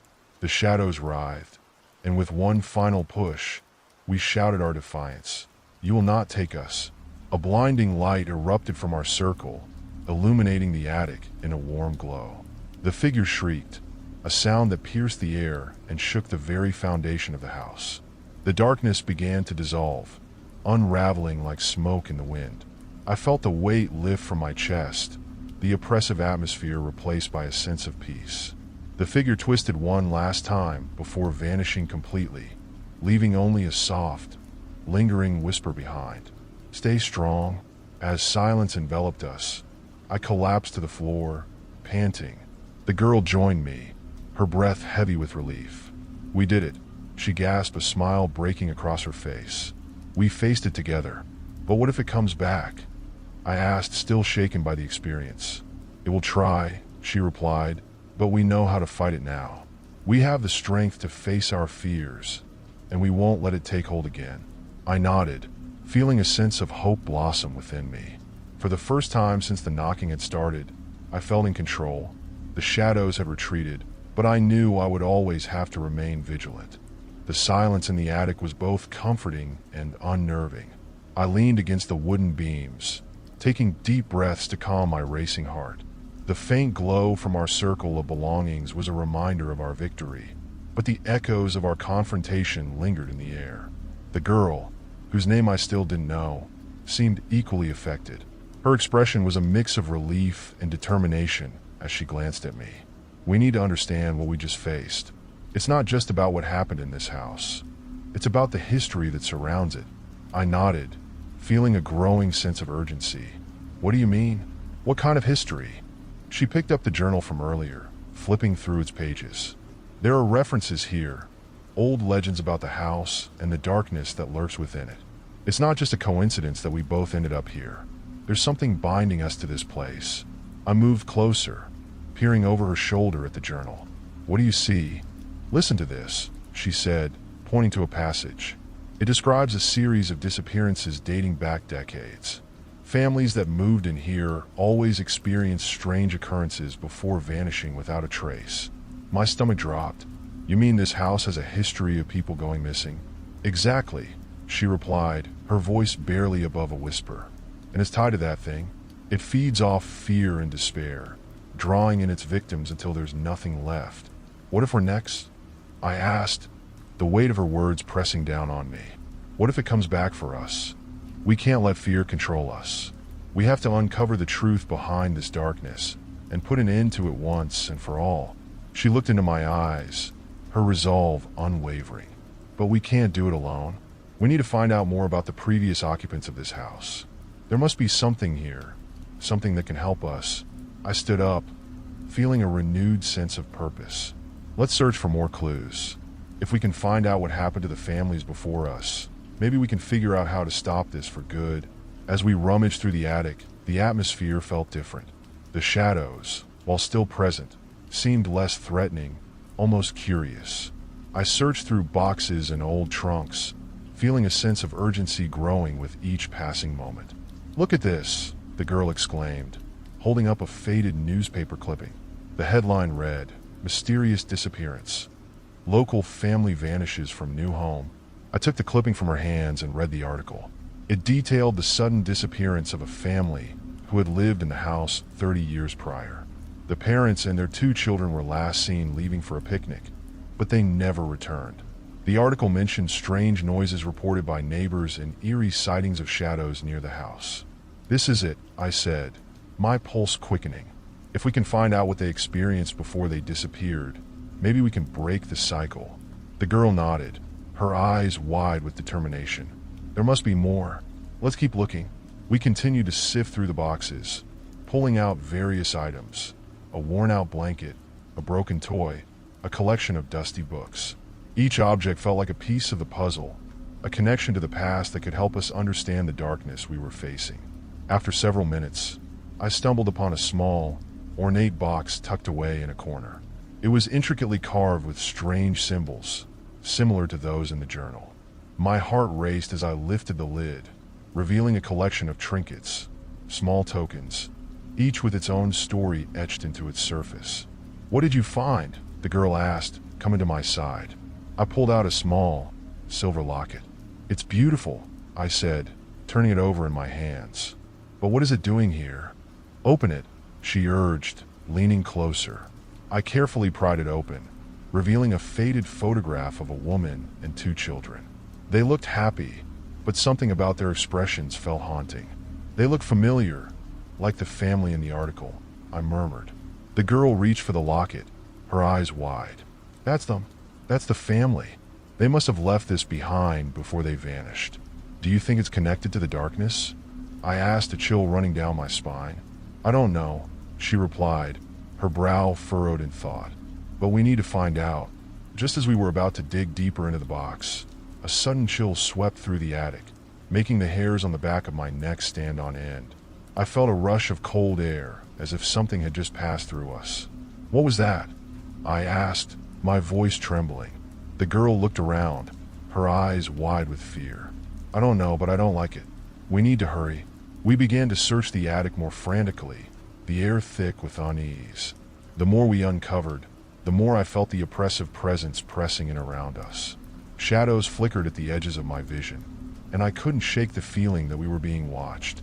"Over here," the girl called, holding up a faded scrapbook. "This might have more information about the family." I rushed to her side as she flipped through the pages. There were photographs of the family, smiling in front of the house, playing in the backyard, celebrating birthdays. But as we turned the pages, we began to notice a pattern. The family's smiles faded over time, replaced with concerned expressions and fearful eyes. "This is unsettling," I said, feeling a knot tighten in my stomach. "It's like they knew something was coming. Look at this." She pointed to a page filled with scrawled notes. They documented strange occurrences, noises at night, objects moving on their own, shadows lurking in the corners of their home. "It's just like what we've experienced. What do you think it means?" I asked, feeling the weight of the past pressing down on us. "It means we're not alone in this," she said, her voice steady. "Others have faced it too. We can learn from their experiences." As she spoke, the atmosphere shifted once more. The shadows seemed to grow darker, swirling ominously around us. I felt a creeping dread crawl up my spine as the temperature in the attic dropped, and the air grew heavy with foreboding. "Do you feel that?" I asked, glancing around nervously. The girl nodded, her expression serious. "It's getting angry. We need to be careful." I clenched my fists, determination fueling my resolve. "We can't let it intimidate us. We have to keep pushing forward. We need to uncover the truth." She nodded, her gaze resolute. "Let's finish going through this scrapbook. There has to be something here that can help us." As we continued to sift through the pages, I felt an odd sensation creeping in, a sense of urgency, as if time was slipping away. The shadows lurked closer, their presence growing stronger as we uncovered more about the family's tragic history. Suddenly, the attic door creaked open behind us, sending a rush of cold air swirling through the room. We turned to see the door ajar, the faint outline of the hallway beyond shrouded in darkness. My heart raced as I glanced back at the girl, whose expression mirrored my own fear. "What was that?" I whispered, my voice barely audible over the pounding of my heart. "I don't know, but I think it wants us to leave," she replied, her eyes wide with apprehension. As if in response to our fear, a sudden gust of wind blew through the attic, sending papers flying and causing the shadows to dance erratically. I stumbled back, feeling a surge of panic wash over me. "Stay close," the girl urged, her voice steady. "We can't let it drive us away. We have to stand our ground." With newfound resolve, I gripped her hand tightly, anchoring myself to her presence. Together, we turned back to the scrapbook, determined to face whatever darkness lay ahead. But as we delved deeper into the pages, the shadows grew more restless, swirling around us with an intensity that sent chills racing down my spine. It felt as if the very essence of the house was coming alive, reacting to our discovery of its dark secrets. "What do you think it wants?" I asked, glancing around nervously. "The darkness feeds on fear," she said, her voice steady. "But we're taking back our power. We can't let it win." I nodded, holding her hand tightly as we pressed forward. The final pages of the scrapbook held more revelations, clippings of similar disappearances, warnings from neighbors, and strange symbols scrawled in the margins. "We have to take these notes," I said, pulling out my phone to capture photos of the pages. "They might help us figure out how to break the cycle." As I snapped the last photo, the shadows began to converge around us, thick and suffocating. A low growl echoed through the attic, reverberating in my bones. "It's angry," the girl shouted, her voice rising above the noise. "We need to get out of here." Just as we turned to leave, a blinding flash of light illuminated the room. I shielded my eyes as the figure from earlier materialized once more, its form darker and more menacing than before. "Leave this place," it roared, its voice echoing like thunder. My heart pounded as I faced the creature. "We're not afraid of you," I shouted back, drawing strength from the girl beside me. The figure paused, as if taken aback by our defiance. The shadows writhed in response, and for a moment, the room fell silent. "Your fear nourishes me," it hissed, its voice laced with malice. "Leave now, or suffer the consequences." But I stood my ground, fueled by the knowledge we had uncovered. "We will not be your victims. We will expose the truth." With that declaration, the room erupted in chaos. The figure lunged forward, shadows swirling around it like a storm. I grabbed the girl's hand and ran toward the door, our hearts racing as we dashed past the swirling darkness. As we burst into the hallway, I could feel the coldness dissipate behind us. The weight of the shadows lifted slightly, and for a moment, we breathed a sigh of relief. But the fight was far from over. "Where do we go now?" I asked, glancing back toward the attic. "We need to find a way to confront the darkness head-on," the girl replied, determination etched on her face. "If we can uncover the source of its power, we might stand a chance." I nodded, feeling a newfound sense of purpose igniting within me. "Let's find a way to break this cycle once and for all." Together, we made our way down the darkened hallway, ready to face whatever lay ahead. The echoes of the past whispered around us, urging us to uncover the truth and reclaim our lives from the grasp of the shadows that sought to consume us. As we ventured deeper into the house, the atmosphere shifted dramatically. The walls seemed to close in around us, and the air grew heavy with an oppressive energy. Each step we took reverberated with a sense of foreboding, amplifying the tension that coursed through my veins. The girl walked beside me, her hand still gripping mine tightly, our bond strengthened by the horrors we had faced together. "Where do we go now?" I asked, glancing around at the dimly lit corridor, my heart racing. The shadows still loomed, shifting and writhing as if they were alive, but now they felt like an impending storm, gathering force and fury. "We need to find the basement," the girl replied, her voice steady despite the uncertainty in her eyes. "If this darkness has a source, it's likely down there. The previous families documented strange noises and movements coming from that direction." My stomach churned at the thought, but I knew we had no choice. "Then let's find it." We hurried through the corridor, searching for any sign of the basement door. The house was eerily quiet, but the silence felt alive, filled with an unspoken threat that hung in the air. Each creak of the floorboards beneath our feet echoed ominously, reminding us that we were not alone. At the end of the hallway, we discovered a heavy wooden door, its surface worn and weathered with age. I hesitated, taking a deep breath before reaching for the doorknob. The chill radiating from the door felt unnatural, sending a shiver down my spine. "Are you ready?" I asked, looking at the girl. She nodded, her expression resolute. Together, we pushed the door open, revealing a steep staircase that descended into darkness. The air grew colder as we stepped inside, the musty scent of damp earth filling our lungs. With every step down, the shadows seemed to grow thicker, wrapping around us like a cloak of dread. As we reached the bottom of the stairs, I flicked on my phone's flashlight, illuminating the cramped space. The basement was dim and cluttered, filled with discarded furniture and boxes that looked like they hadn't been touched in years. Cobwebs hung like drapes from the ceiling, and a sense of abandonment filled the air. "Where do we start?" I whispered, scanning the room for any signs of the darkness that had plagued us.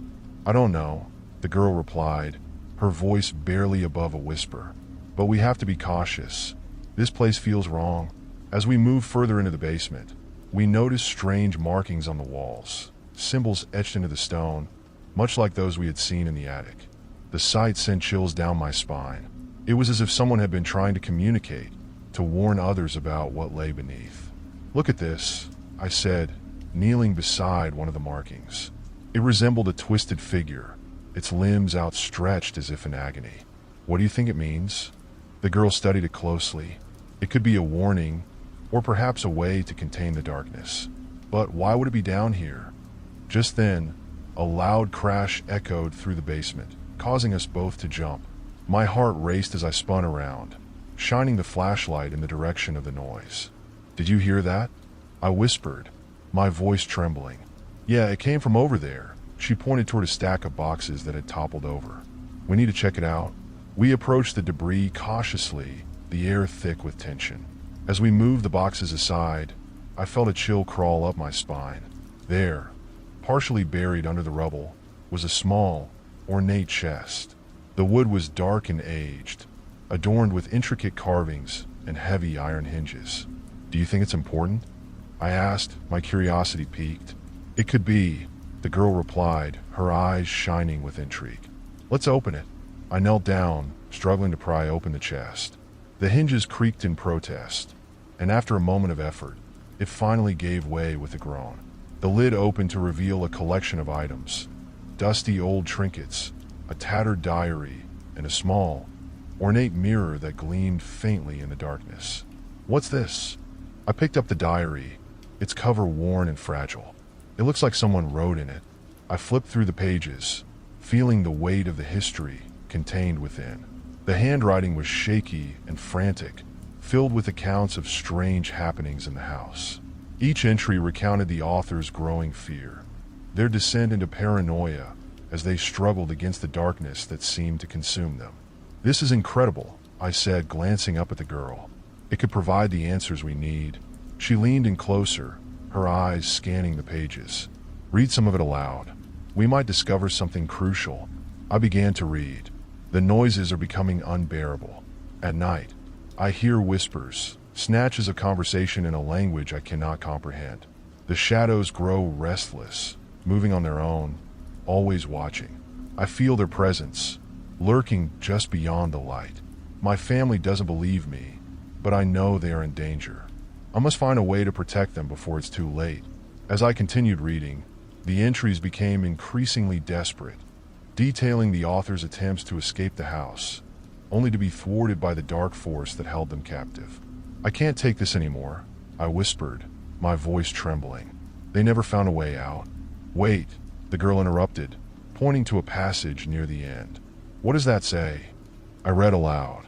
"I have discovered a way to confront the darkness. It is bound to this house, tied to the very essence of our fear. I must face it, but I cannot do it alone. If you find this diary, heed my warning. Do not let the shadows take you. You must find the light within yourself to banish them." "Find the light," I echoed, the weight of her words hanging heavily in the air. "What does that mean?" "It means we have to confront our fears," the girl replied, determination flashing in her eyes. "We can't let it control us. We need to find a way to use the light, the strength within us, to fight back." As I placed the diary back in the chest, I noticed the ornate mirror nestled among the trinkets. It gleamed softly, almost beckoning me to pick it up. "Look at this mirror," I said, holding it up to the light. "It feels significant." The girl stepped closer, studying its surface. "I've heard legends about mirrors and how they can reflect more than just our physical appearance. They can reveal our true selves." "What do you mean?" I asked, puzzled. "If we look into it, it might show us something about our fears, or even how to confront the darkness," she suggested. With a mix of curiosity and trepidation, I held the mirror up to my face. At first, it reflected my image, but then something changed. The edges of my reflection began to shimmer, and suddenly, I was no longer looking at myself. In the mirror, I saw flashes of memories, my childhood, moments of joy and laughter, but interspersed were shadows creeping in, tainting the happiness. I watched as fear manifested, growing more prominent with each passing memory. "No," I gasped, pulling back. "This isn't real." The girl grasped my arm tightly. "What did you see?"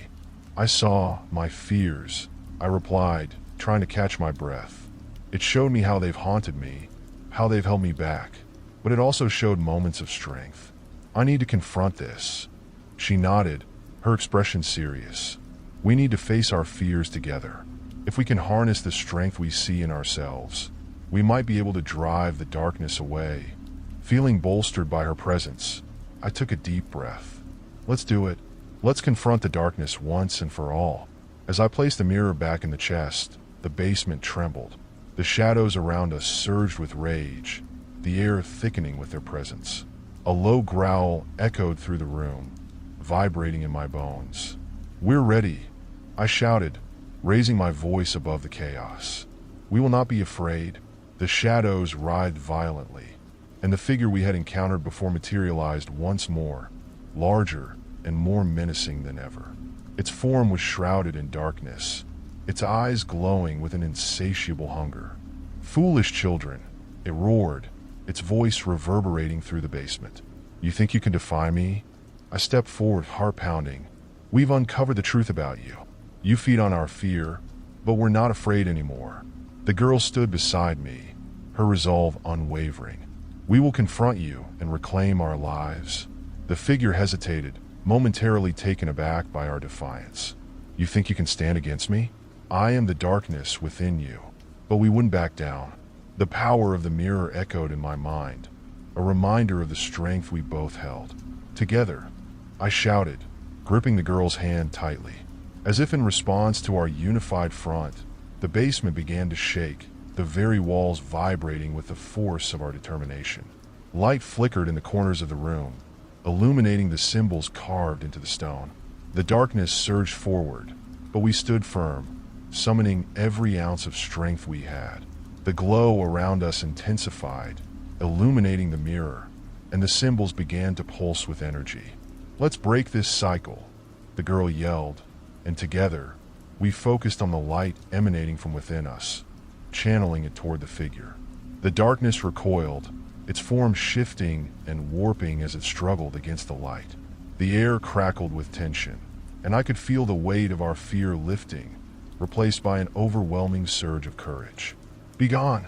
I shouted, the words tearing from my throat as I directed the light at the figure. The shadows writhed, fighting against the brilliance, but we pushed forward, fueled by the strength of our determination and unity. And then, with a deafening roar, the darkness erupted, consumed by the light. The basement shook violently, the air filled with a blinding brilliance that enveloped us both. As the light faded, we stood in the aftermath, panting and bewildered. The oppressive weight that had filled the basement dissipated, replaced by a profound silence. "Did we do it?" the girl asked, her voice trembling with uncertainty. "I think so," I replied, looking around. The basement felt lighter, the shadows that had once threatened to consume us now absent. But as we stepped back, I noticed a faint shimmer on the ground. "What is that?" I wondered aloud, kneeling to examine it. The remnants of the darkness seemed to swirl like smoke, but there was something else, a small, luminous fragment that glowed with an ethereal light. "Maybe it's a piece of what was left behind," the girl suggested, her eyes wide with wonder. I reached out to touch it, and as my fingers brushed against its surface, a warmth spread through me. It was as if the darkness had left a trace, but now it was imbued with light, a reminder of our victory. "We should keep this," I said, placing it carefully in my pocket. "It will remind us of our strength." Together, we climbed back up the stairs, the weight of the past lifted from our shoulders. The house felt different now, lighter, more welcoming, as if it had finally breathed a sigh of relief after years of suffering. As we reached the main floor, the morning sun began to filter through the windows, bathing the rooms in warm light. I turned to the girl, gratitude swelling within me. "We did it," I said, my voice filled with disbelief and joy. "Yes, we did," she replied, a smile breaking across her face. Together, in that moment, I knew we had not only confronted the darkness within the house, but also the shadows within ourselves. The journey had been fraught with fear, but we had emerged stronger, united by our shared experience. But the remnants of the past lingered in my mind. I couldn't shake the feeling that this victory, though monumental, was not the end. "Do you think it's really over?" I asked, glancing back at the basement door. The girl paused, contemplating my question. "I think we've closed a chapter, but we need to remain vigilant.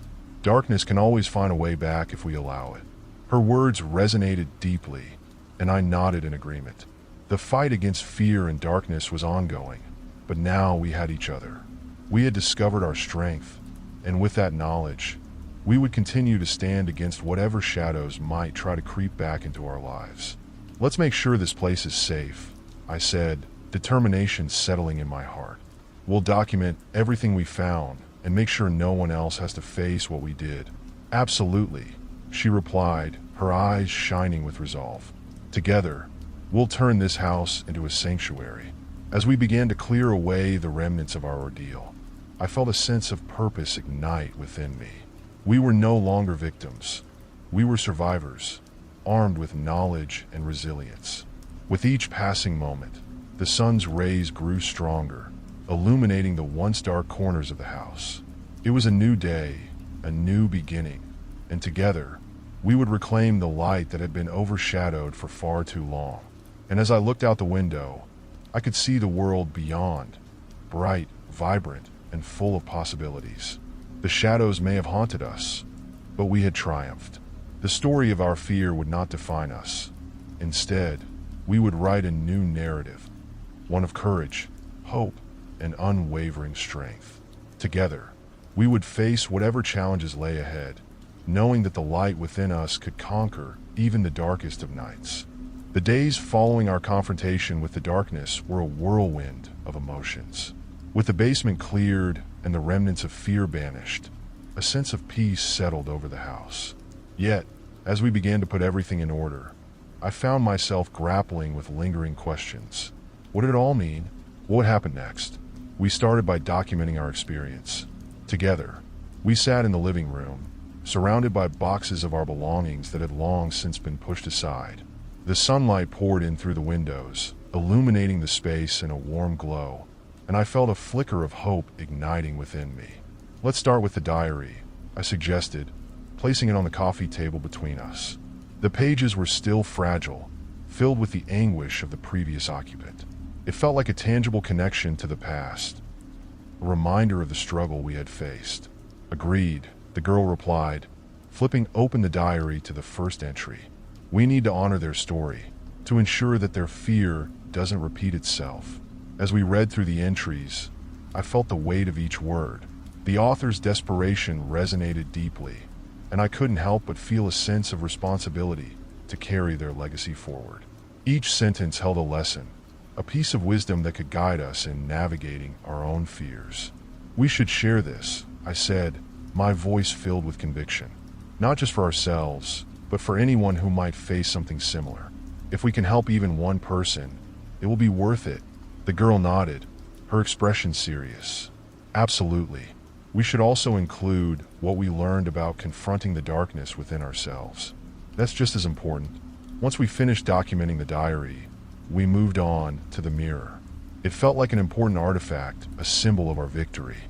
As I held it up to the light, the surface gleamed brightly, reflecting the warmth of the sun filtering through the windows. "What do you think we should do with it?" I asked, gazing into the mirror's depths. "Maybe we should hang it somewhere prominent," she suggested, "as a reminder of our strength and what we overcame together."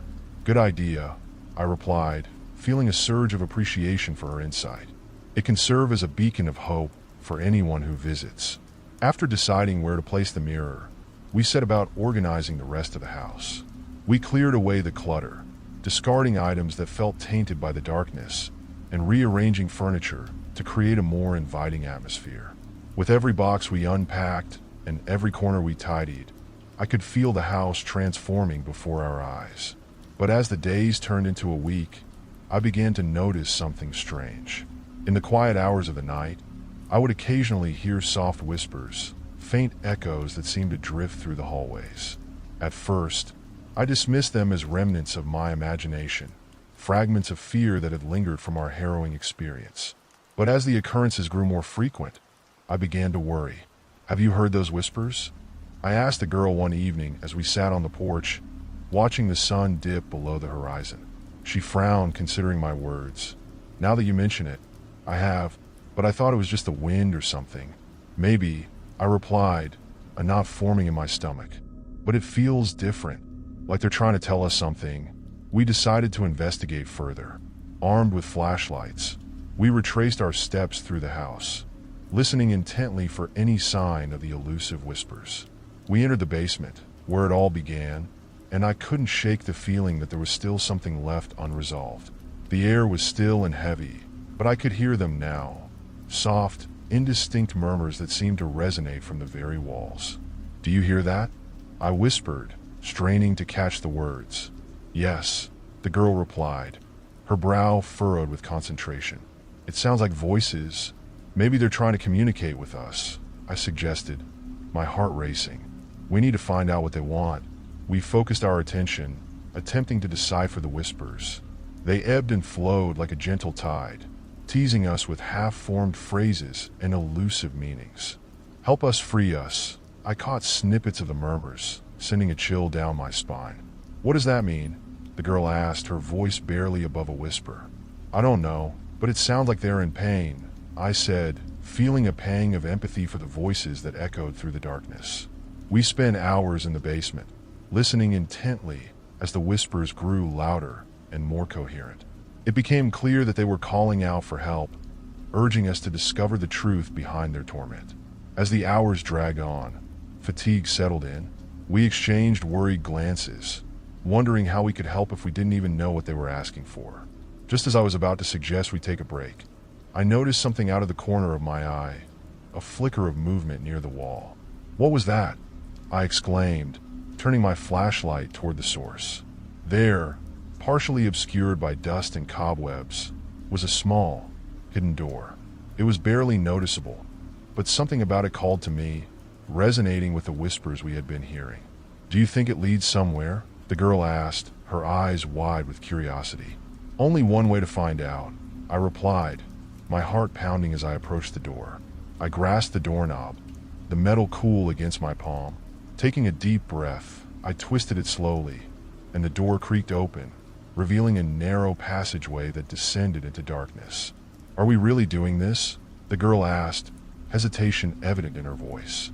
"We have to," I replied, steeling myself. "If there's a chance we can help them, we can't turn back now." With that, we stepped into the passageway, the air thick with an ancient energy that enveloped us like a shroud.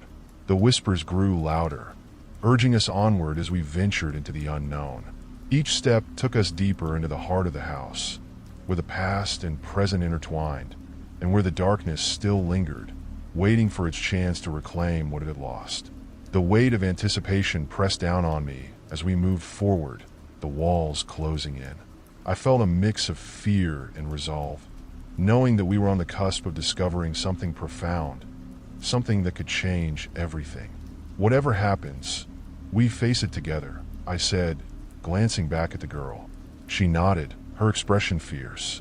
"Together," and with that, we descended into the depths of the unknown, ready to confront whatever awaited us in the shadows. The narrow passageway felt like a living entity, the air thick with anticipation as we descended deeper into the house's hidden depths. Each step echoed off the damp walls, creating a haunting symphony that reverberated in my chest.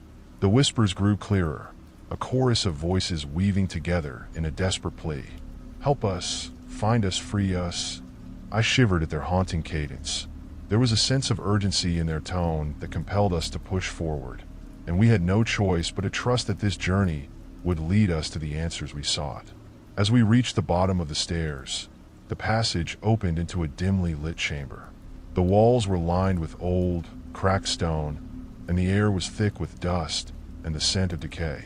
The faint glow from our flashlights illuminated scattered objects, broken furniture, forgotten relics of a past long buried. It felt as if we had stumbled upon a hidden world, a sanctuary for lost souls. In the center of the room, I noticed an old trunk, its wood weathered and stained with age. The trunk stood out against the chaos, as if it held the key to the voices that had guided us here. I stepped closer, the whispers now rising in intensity, urging me to uncover the secrets it contained. "Do you think it could be connected?" the girl asked, her eyes locked on the trunk with a mix of apprehension and curiosity. "It has to be," I replied, my heartbeat quickening. "Let's see what's inside." We crouched beside the trunk, dust swirling in the beams of our flashlights. With trembling hands, I lifted the heavy lid. It creaked loudly, echoing in the silence, and a cloud of stale air billowed out, carrying with it the scent of something long forgotten.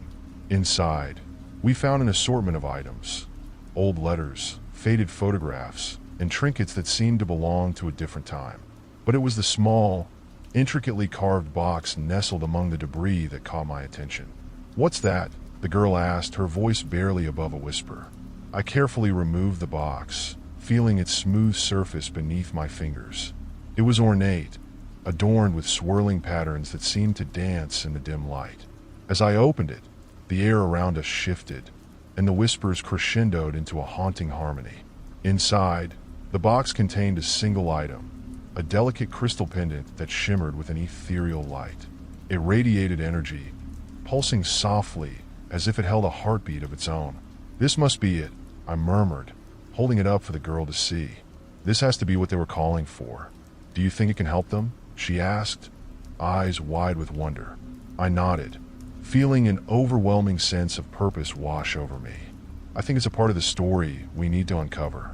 It feels like it's connected to the darkness we faced." As I examined the pendant, a vision flashed through my mind, a series of images depicting a family, once vibrant and full of life, but now ensnared by shadows. They were trapped in a cycle of despair, their voices lost in the echoes of the past. "We need to return to the basement," I said, urgency coursing through my veins. "We have to release whatever is bound to this pendant." Together, we retraced our steps back through the passage, the whispers fading slightly as we ascended. When we reached the basement, I placed the pendant on the ground in front of the mirror.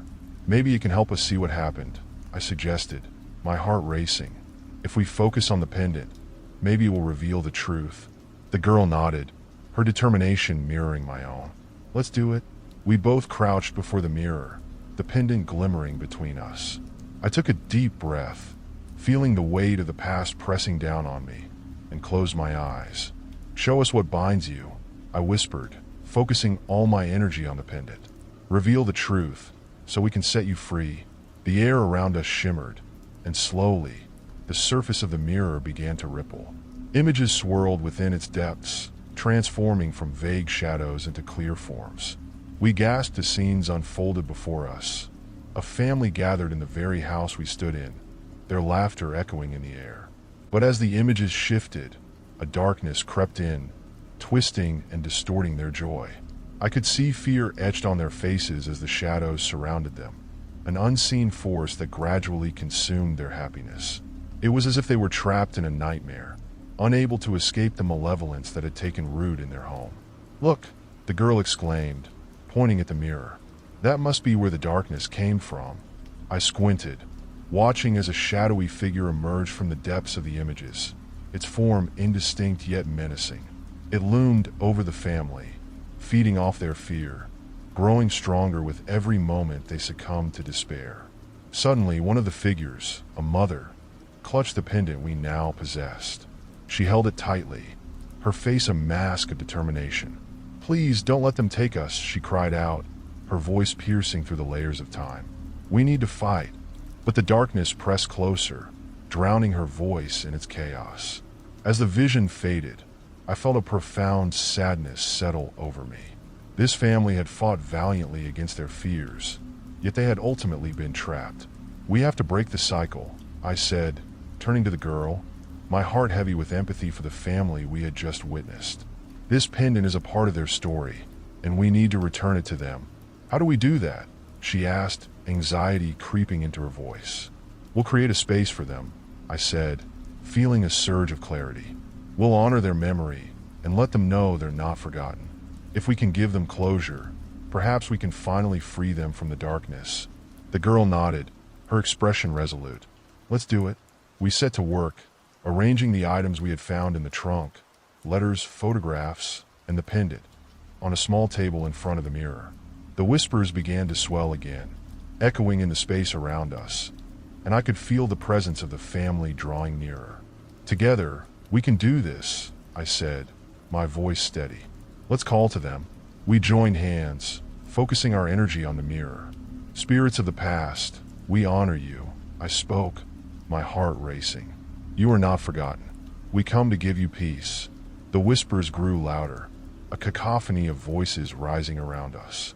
As we concentrated, I felt the air thicken with anticipation, and the mirror glowed brighter, reflecting our united strength. Let go of your pain, the girl called out, her voice ringing with authority. You are free now. Embrace the light. The pendant pulsed with energy, and the mirror shimmered like liquid glass. Suddenly, a gust of wind swept through the room, swirling around us and lifting the veil of darkness that had long obscured the space. The whispers transformed into a chorus of grateful voices, echoing around us. I see you. I feel you. The mother's voice emerged from the chaos, filled with warmth and love. Thank you for bringing us back.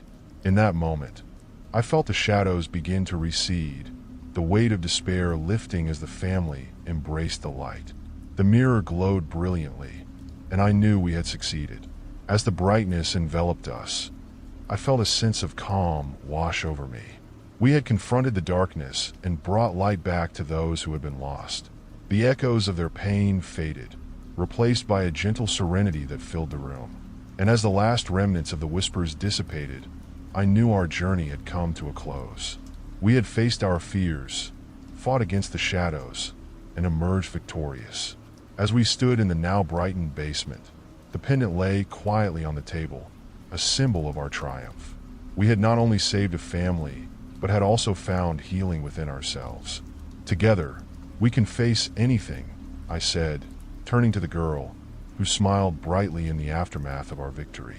Yes, she replied, her eyes shining with pride. Together, we've created a new story. The journey was far from over, but I knew we had the strength to face whatever came next. The darkness would always linger, but so would the light. Together, we would carry the lessons of our experience forward, ready to confront whatever shadows lay ahead with courage and hope. If you like the story, don't forget to subscribe and like the video. Let's begin the next story. It started as an ordinary night, the kind where the mundane drifts into the realm of the surreal. The pale moon hung high in the sky, casting a silver glow that filtered through the thin curtains of my bedroom window. I settled into bed, the familiar creaks of the house around me a comforting lullaby.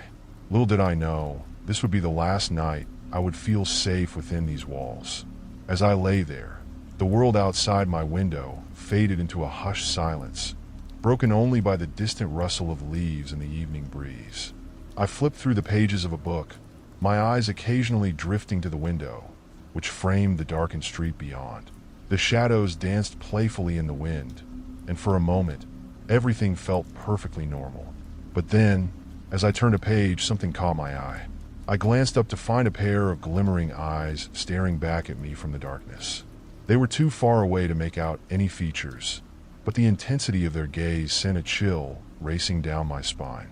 My heart pounded in my chest, but I told myself it was just a trick of the light, or perhaps a figment of my imagination. Get a grip, I muttered under my breath, shaking my head to clear the fog of unease settling over me. I returned to my book, forcing myself to concentrate on the words. Yet, the image of those eyes lingered, etched into my mind like a haunting memory. That night, sleep eluded me. I tossed and turned, glancing nervously at the window every few minutes, half expecting to see those eyes staring back. Each time I did, the empty darkness filled me with a sense of dread. Eventually, exhaustion overtook my paranoia, and I drifted into a restless sleep. When dawn broke, the sunlight flooded my room, washing away the shadows of the night. I shook off the remnants of my unease, convinced that it had all been a product of my imagination. After all, I was just a teenager with an overactive mind, prone to dramatizing the ordinary. But as the sun dipped below the horizon that evening, and darkness once again embraced my home, the memory of those eyes returned with a vengeance. I found myself sitting on the edge of my bed, heart racing, the shadows outside growing longer and more ominous. The air felt heavier, charged with an electric tension that made every fiber of my being alert. I'll just keep the light on, I told myself, flicking the lamp on my bedside table to illuminate the room. The warm glow chased away the shadows, at least for the moment, but as I glanced at the window, I couldn't shake the feeling that I was being watched. Time seemed to crawl as I waited for sleep to claim me again. The minutes stretched into hours, each tick of the clock echoing in the stillness of the room. Eventually, I surrendered to fatigue, my eyelids growing heavy as I fell into an uneasy slumber.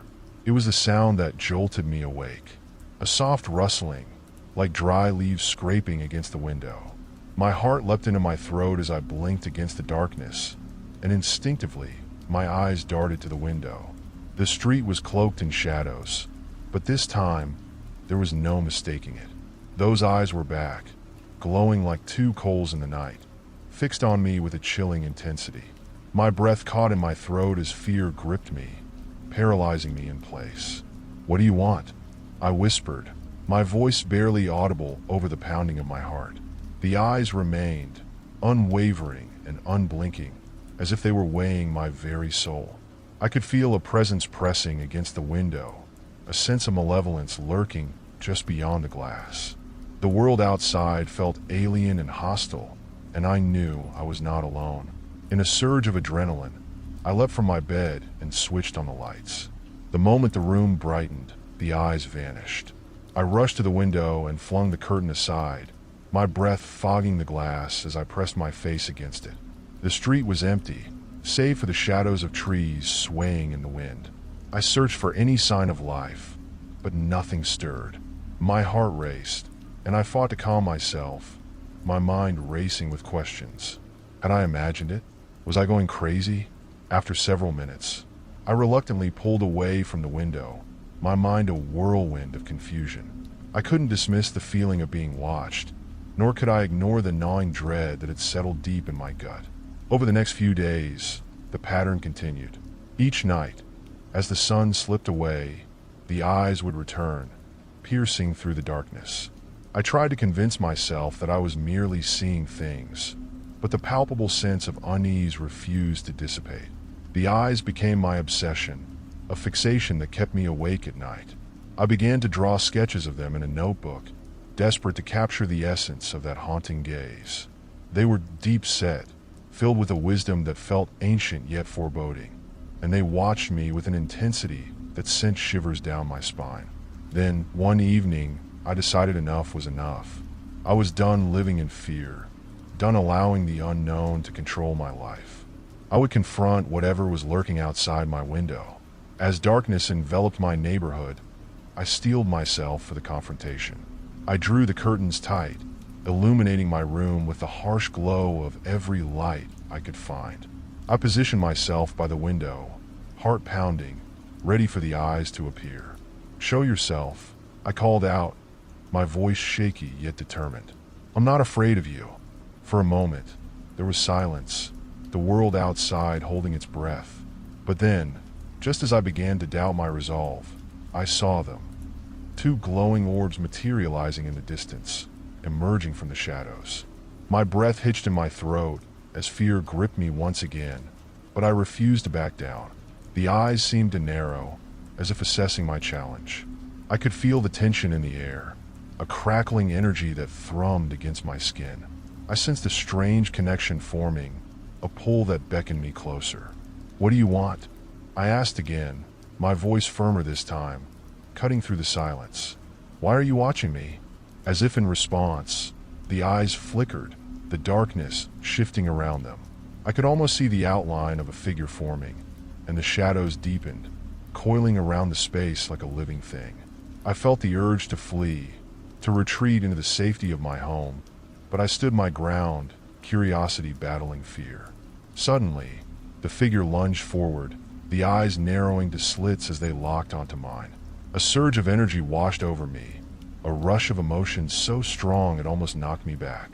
I could feel it, an overwhelming sadness, a desperate longing. In that moment, I realized that these eyes were not merely watching. They were pleading, crying out for help from the depths of their unseen world. A wave of empathy washed over me, replacing the fear that had gripped my heart. "Please," I whispered, my heart aching for the unseen entity. "What do you need?" As the darkness swirled around the figure, I understood that this was not a malevolent force, but a lost soul seeking connection, desperately trying to reach out through the veil that separated our worlds. And with that realization, I knew this was only the beginning of a journey I could never have anticipated. The days that followed my encounter with the shadowy figure were a haze of confusion and curiosity. Each night, I prepared myself for the return of the unseen eyes, fueled by a mix of dread and determination. I couldn't shake the feeling that there was more to discover, and the promise of unearthing a mystery far beyond my understanding beckoned to me like a siren song. As dusk fell and the sun surrendered to the horizon, I felt the familiar tingle of anticipation mixed with anxiety. This time, however, I was not simply a spectator waiting in fear. I was a seeker, determined to delve deeper into the enigma that had invaded my life. I knew I had to find out who, or what, was watching me from the darkness. That night, I armed myself with a notebook, a flashlight, and a voice recorder, determined to document every moment of my exploration. As darkness enveloped my room, I took a deep breath, steadying myself against the wall. I flipped on the light, illuminating the space, but I would not let the shadows control my reality anymore. I started my investigation with the window, the very portal through which the mysterious figure had first revealed itself. Drawing the curtains, I scanned the street outside, my heart racing in anticipation. The shadows stretched ominously, but I was resolute. "All right," I whispered into the voice recorder. "This is my first attempt to communicate with whatever is out there. If you can hear me, I want to understand why you're watching me." I paused, allowing the silence to settle around me. A soft breeze brushed through the window, rustling the leaves of the trees outside. For a moment, I thought I caught a flicker of movement in the distance, but it quickly vanished, leaving only the gentle sway of branches. With no response, I felt a wave of frustration wash over me. "I know you're there," I called out, my voice more assertive. "If you want to talk, show me that you're listening." The air grew thick with tension, my heart pounding as the seconds ticked by. Just as I was about to lose hope, I saw them, the eyes, gleaming from the darkness beyond the window. I felt a mix of excitement and fear surging through me as I locked my gaze onto the unseen watcher. "Why are you watching me?" I implored, feeling the words spill out with a blend of urgency and curiosity. "What do you want?" For a long moment, the eyes remained fixed on me, unblinking. I sensed a profound sadness in their gaze, as if the figure beyond the glass was struggling to convey a message that transcended words. The weight of its presence enveloped me, and I felt a connection forming, binding our two worlds together in a way I could scarcely comprehend. Then, just as abruptly as they appeared, the eyes blinked out of existence, swallowed by the darkness. I could hardly breathe as I processed what had just happened. Had I imagined it? Had it all been a trick of my overactive imagination? Determined to find answers, I decided to search my house for clues. Perhaps there were remnants of a past occupant who might have shed light on the mysteries of my home. I rummaged through the attic, a treasure trove of forgotten memories and dusty relics. In the far corner, I discovered an old wooden chest, its surface coated with layers of dust. I hesitated for a moment, my instincts warning me that I might unearth something best left buried. But curiosity got the better of me, and I carefully pried it open. Inside, I found a collection of faded photographs, letters, and a small, ornate mirror. The photographs depicted a family, smiling faces framed by the same wallpaper that adorned my own bedroom. They looked happy, but there was an underlying melancholy in their eyes, a flicker of something dark hidden beneath their smiles. I turned my attention to the letters, my heart racing as I read their contents. Each letter revealed a story of loss, longing, and despair. It seemed the family had endured a series of tragedies, the last letter discussing the mysterious disappearance of a beloved child. The final words were a haunting plea for help, a desperate cry that resonated with the weight of their grief. A chill crept down my spine as I realized the figure outside my window might be connected to this family. Perhaps the eyes watching me were those of the lost child, lingering in the shadows of their former home, seeking solace or closure. I clutched the letter tightly, my thoughts racing as I connected the dots. "Is this why you're here?" I whispered to the air, the room feeling heavier with each passing moment. "Are you looking for someone to help you find peace?" As the realization settled within me, I knew I had to confront the presence in my life, to communicate with it on a level beyond fear. That night, as darkness crept into my room once more, I prepared to offer my assistance. I set up a small table by the window, arranging the photographs and letters in a way that felt respectful, almost like a shrine. I lit a candle and placed it in front of the mirror, the flickering flame casting dancing shadows across the walls. "Tonight, I want to help you," I declared, my voice steady but filled with emotion. "If you're here, please show me a sign. I want to understand your pain." I closed my eyes, focusing on the energy in the room, channeling my thoughts toward the unseen presence. As the minutes dragged on, the tension in the air began to shift. The candle flickered violently, and a sudden gust of wind burst through the window, extinguishing the flame and plunging the room into darkness. My heart raced, panic clawing at my throat. But as I fumbled to relight the candle, I caught a glimpse of movement in the corner of my eye. I turned, and there they were, the eyes, glimmering in the darkness, more vivid than ever before. "Please don't be afraid," I urged, my voice barely above a whisper. "I'm here to help you." As if my words had reached them, the eyes softened, and I felt an overwhelming surge of emotion wash over me. The sadness that had permeated the air enveloped me, pulling at my heartstrings and urging me to understand. Suddenly, the mirror began to shimmer, the surface rippling as though it were a portal to another realm. I stepped closer, entranced by the ethereal glow emanating from its depths.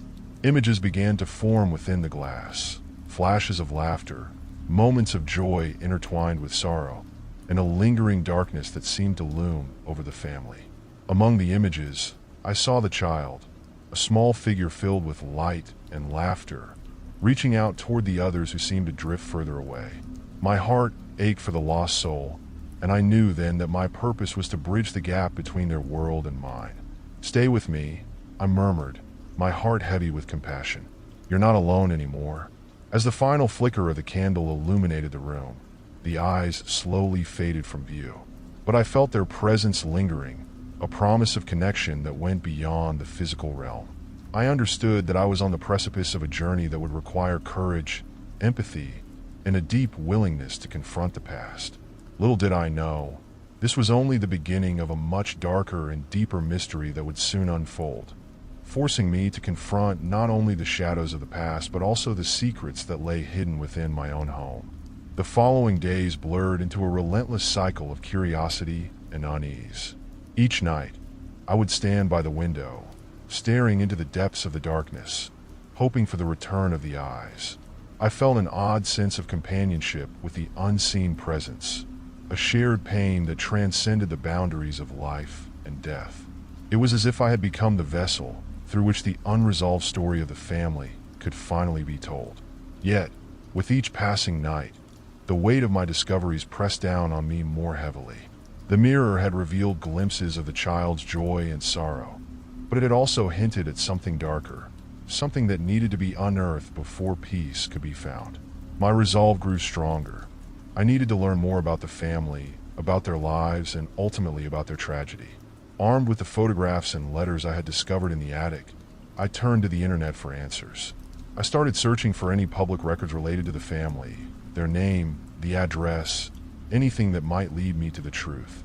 Hours turned into days as I sifted through archives, absorbing each fragment of information like a sponge. After what felt like an eternity, I stumbled upon a local news article from years ago, detailing the family's heartbreaking story. The headline read, "Tragedy Strikes. Local Child Missing." The article chronicled the disappearance of the youngest member of the family, a girl named Clara, who vanished one fateful evening while playing in her own backyard. The search had been extensive, filled with community efforts, but ultimately, Clara was never found. As I read the article, a chill ran down my spine. The accompanying photo showed Clara with a bright smile, her pigtails bouncing in the sunlight, a stark contrast to the darkness that had enveloped her family. I could see the resemblance to the child I had glimpsed in the mirror. It was as if I were staring into the face of the very presence that had been watching me. I delved deeper into the article, hoping to find any mention of the family's struggles after Clara's disappearance. I learned that the family had suffered immensely, with the parents' marriage fracturing under the weight of their loss.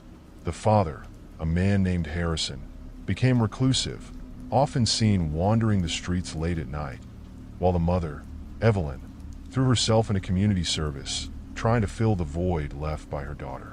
The article concluded with a poignant statement from Harrison. "I will never stop looking for my Clara." It was a haunting declaration that resonated within me, echoing the sentiment of the presence I had felt watching me. That night, I returned to my window, a heavy heart filled with empathy and purpose. "I know your name now, Clara," I whispered into the darkness. "I want to help you find your way home."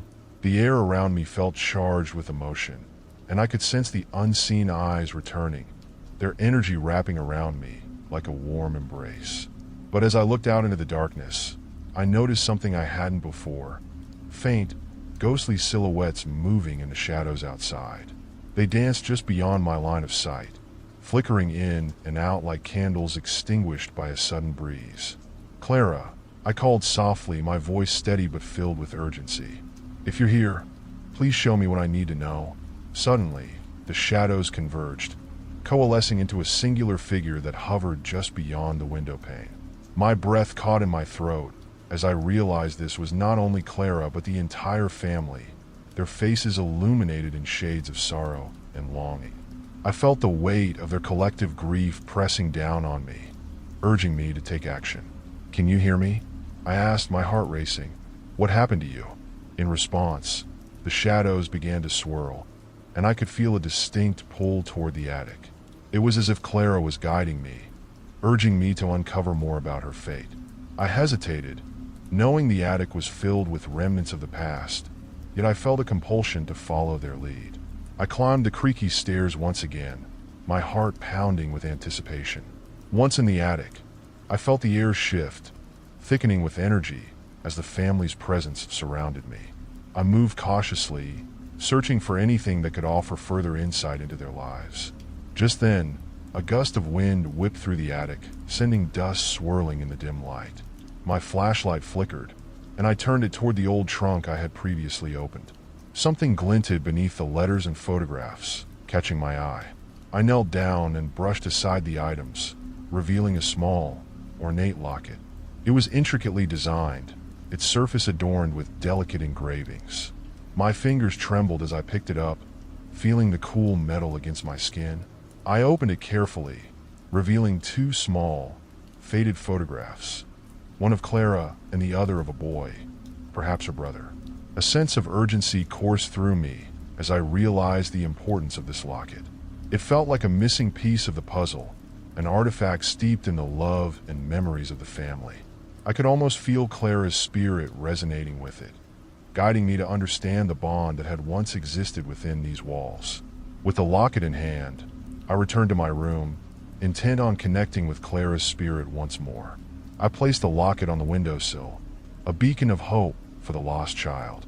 "Clara, I want to help you," I said softly, my heart open to the energy in the room. "If you can hear me, please let me know you're with me." For a moment, silence reigned, the only sound being the gentle rustling of the leaves outside.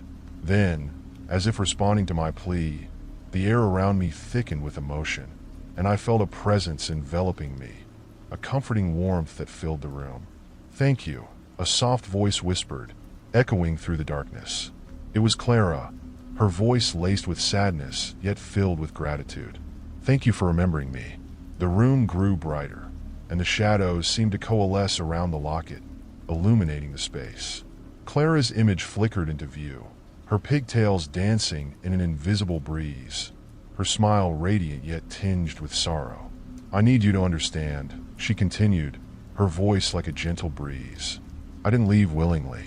I want my family to know I'm still here, that I'm waiting for them." My heart swelled with compassion as I listened. "What can I do to help you?" I asked, my voice trembling with emotion. "Help them find closure," she urged. "They're lost without me, and I can't find peace until they know the truth." As her words hung in the air, I felt a wave of determination wash over me. I realized that my journey had taken on a greater purpose: to reunite Clara with her family, to help them understand that their love for her had not gone unnoticed, that she was still with them in spirit. "I will help you, Clara," I promised, my voice resolute. "We'll find a way to connect you with your family, to show them that you're still watching over them." With that promise, I could feel Clara's spirit brightening the room, her gratitude palpable in the air. But as the shadows retreated, I sensed a lingering darkness, a threat that loomed just beyond the veil of understanding. It was clear that the path ahead would not be easy, and I had to prepare myself for the challenges that awaited me in this intertwining web of love and loss.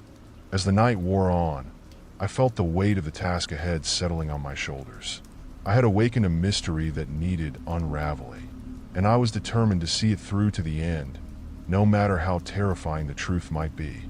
The following night felt different. A chill had crept into the air, an unsettling premonition that hinted at the impending darkness. I lay in bed, staring at the ceiling, mind racing with thoughts of Clara and her family. My promise to help them weighed heavily on my heart, and as the clock ticked closer to midnight, the shadows in my room seemed to grow longer and darker, pulsating with a life of their own. I couldn't shake the feeling that something was coming.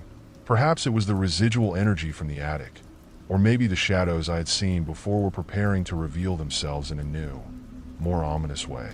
Despite my fear, I felt a strange sense of purpose and an unexplainable pull toward the unknown. Just as I began to drift off, the familiar sound of a knock echoed through the silence, a soft but deliberate tap that sent jolts of adrenaline coursing through my veins. My heart raced as I turned toward the door, uncertainty gripping me. It was the same knock I had heard before, a rhythmic pattern that seemed to beckon me from beyond the threshold. I sat up, listening intently. It was 3 a.m., the witching hour, when the veil between worlds thinned. The atmosphere felt charged, alive with secrets waiting to be uncovered. I swung my legs over the edge of the bed, preparing to confront whatever awaited me. As I stepped into the hallway, I felt a cold breeze wash over me, almost as if it was a warning. I made my way to the door, my hand trembling as I reached for the handle. Just before I could open it, I caught a glimpse of something in the reflection of the hallway mirror, a dark figure standing just behind me. I spun around, but there was nothing there. My heart raced as I turned back to the door, steeling myself to face whatever lay beyond. I opened it slowly, revealing the darkened hallway, its shadows stretching like fingers along the walls. "Hello," I called out, my voice wavering. There was no response, only the eerie silence that enveloped me, thickening the air around me. My instincts told me to retreat, but my curiosity pushed me forward. I needed answers, and Clara's voice urged me to step into the unknown. I stepped into the hallway, straining to listen. The house felt alive, creaking and groaning as if it were warning me to turn back. I walked slowly, each step echoing in the silence, until I reached the staircase that led to the attic. With trepidation, I climbed the stairs, the wooden steps protesting under my weight. At the top, the attic door was ajar, a sliver of darkness spilling into the hallway. I felt an inexplicable compulsion to push it open wider, to reveal what lay beyond.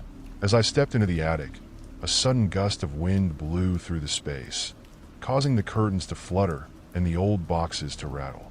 My heart raced as I scanned the room, but it was eerily empty, save for the trunk I had explored the previous night and the locket resting on the windowsill.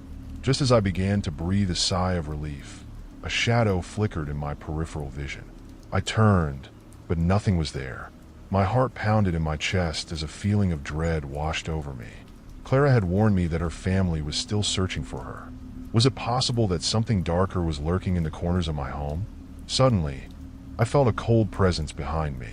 The air thickened, and the shadows in the attic twisted and writhed like tendrils reaching for me. Panic surged through me as I spun around, but what I saw froze me in place. Standing before me was a dark figure, its features indistinguishable, yet I felt an overwhelming sense of malice emanating from it. Its eyes, void of emotion, bore into mine, and I could feel my heart racing faster, my breath catching in my throat. "Leave," it hissed, a voice dripping with contempt. "This is not your place."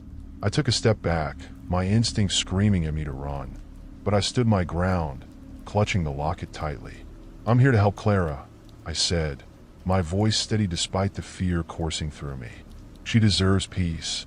The figure laughed, a sound that echoed through the attic like the crackling of ice. "Peace," it sneered. "You cannot help her. She is lost, just like the rest of them. You should turn back before it's too late." The shadows around me pulsed with energy, and I could feel Clara's presence flickering in and out, a struggle between light and dark. I knew I couldn't let this malevolent force deter me from my mission. Clara's family needed closure, and I was determined to provide it. "Whatever you are, you can't stop me," I said, my voice rising with determination. "Clara is here. She is not lost. I will find a way to bring her home." As my words hung in the air, the figure lunged at me, a dark wave of energy washing over me, threatening to pull me into the abyss. I stumbled back, but just as I felt myself slipping, the locket glowed with a warm light, illuminating the attic and pushing back against the shadows. "Stay away," I shouted, clutching the locket tighter, and the malevolent figure recoiled, hissing like a wounded animal. The light from the locket pulsed with each beat of my heart, sending waves of warmth through the coldness that enveloped me. I could feel Clara's spirit fighting alongside me, her essence merging with the light emanating from the locket. Together, we pushed back against the darkness, the shadows retreating as the figure hissed in anger. "You think you can save her?" it snarled, its voice now desperate. "You don't know what you're meddling with. Whatever it is, I will face it," I yelled, my voice unwavering. The attic filled with light, and the dark figure shrieked, the sound reverberating in my ears. With one last surge of energy, the shadows dissipated, leaving me alone in the attic, panting and shaken. I stood there, heart racing, the locket still glowing softly in my hand. Clara's presence lingered, a comforting warmth wrapping around me. "You did well," she whispered, her voice light and ethereal. "But this is just the beginning. We have much more to uncover." As I turned to leave the attic, the realization struck me. The malevolent force was just a warning, a guardian of the secrets that lay buried in the past. It was clear now that my quest to help Clara wouldn't be easy. I had awakened something dark, and I had to prepare for the challenges that awaited me. I would not be deterred. I would continue to seek the truth, not just for Clara but for her family, for the love that had been lost in the shadows. With newfound determination, I descended the stairs, my mind racing with thoughts of what lay ahead. Clara had awakened a part of me I never knew existed, a willingness to confront the darkness head-on. I was ready to face whatever came next, to uncover the mysteries that bound this family together, and ultimately, to help Clara find her way home. The next day dawned gray and overcast, the sun hiding behind thick clouds that seemed to mirror the tumult in my mind. After last night's confrontation, the attic had transformed from a space of intrigue to one of palpable danger. I had felt Clara's presence, her spirit flickering like a candle in the wind, and I knew I was close to something monumental. But a creeping doubt gnawed at me. What if the dark figure was right? What if I was meddling in something beyond my understanding? I could still feel its cold presence lingering in the corners of my mind, taunting me with its chilling laughter. I needed to ground myself, to find clarity before I delved deeper into the mystery of Clara and her family. I took a deep breath and decided to visit the local library. If anyone could help me uncover the truth, it would be the dusty shelves filled with forgotten stories and hidden knowledge. I spent the afternoon sifting through old newspapers, yellowing volumes, and genealogical records. I was searching for any clues related to Clara and her family, hoping to find a connection that would lead me closer to understanding the darkness that enveloped them. Hours passed, and I felt the weight of my mission bearing down on me. Just when I was about to lose hope, a headline caught my eye. Tragic fire claims family home. Local woman disappears. The article detailed a devastating fire that had engulfed Clara's childhood home decades ago. The account spoke of a family that had perished in the flames, leaving behind only ashes and memories. But there was something else. A mention of strange occurrences in the neighborhood, whispers of shadows moving where they shouldn't and voices echoing through the trees at night. My heart raced as I realized Clara's family was not just victims of a tragic event. They were entwined in a larger narrative filled with unexplained phenomena. I copied down the article and the names of Clara's parents, hoping they might lead me to more information. I needed to know the details of that fateful night, the events leading up to the fire, and if Clara's disappearance was somehow connected. As I left the library, a feeling of unease settled in my stomach. I could hear the faint whisper of Clara's voice, urging me to keep going. But the darkness from the attic loomed over me like a thundercloud. I could feel its presence at the edges of my mind, a constant reminder that I was treading dangerous waters. That night, I resolved to return to the attic. There was no turning back. I had to confront the shadows that haunted Clara and her family. As I climbed the stairs, I felt the familiar chill envelop me, but this time, I was armed with knowledge. I needed to uncover the secrets hidden within those walls. As I entered the attic, I was struck by the sense of desolation. The shadows seemed heavier, thicker, almost alive. I placed the newspaper article on the trunk and took a deep breath. "Clara," I called softly, "are you here?" The air shifted, and the locket around my neck began to pulse gently, a reassuring warmth spreading through me. Clara's presence was stronger now, guiding me toward the old boxes filled with forgotten memories. I opened one of them, revealing old toys, dusty books, and family photographs. Each item held a fragment of Clara's past, pieces of a life abruptly cut short. As I sifted through the contents, I found a faded scrapbook, its pages filled with drawings and notes. My heart raced as I flipped through the pages, recognizing Clara's handwriting. "They're coming." One page read, scribbled hastily, the letters jagged and frantic. "They want something from us." I felt a chill run down my spine.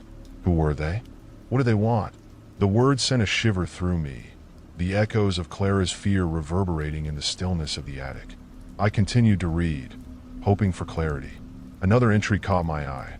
"We must leave before it's too late. The shadows are watching." Suddenly, I heard it, a soft knock like the tapping of fingers against wood. My heart raced as I froze, the air thickening around me. It was a familiar sound, but this time it was different, more urgent, almost pleading. I turned slowly, scanning the shadows that danced along the walls, and the atmosphere shifted as if the very room was holding its breath. "Clara," I whispered, my voice barely audible over the pounding of my heart. "What do you want me to do?" As if in response, the shadows shifted again, forming an outline of a figure. This time, it was not threatening but rather inviting, a gentle beckoning that urged me closer. I hesitated, my instincts screaming at me to turn back, but I couldn't ignore the connection I felt to Clara. I stepped closer to the edge of the trunk, and just as I reached out, the figure dissipated, leaving behind an unsettling silence. I felt a wave of disappointment wash over me, but deep down, I knew this was not the end. Clara was reaching out for me, trying to convey something vital, something I had yet to uncover. I took a deep breath, steeling myself for whatever lay ahead. I could no longer ignore the intertwining fates of Clara and her family. The words in the scrapbook haunted me. They want something from us. What if it was true? What if the shadows were indeed seeking something buried deep within the remnants of their past? I returned to the scrapbook, thumbing through the pages with renewed determination. Perhaps the drawings held more clues. I focused on a particular illustration, a depiction of the old house before it burned down.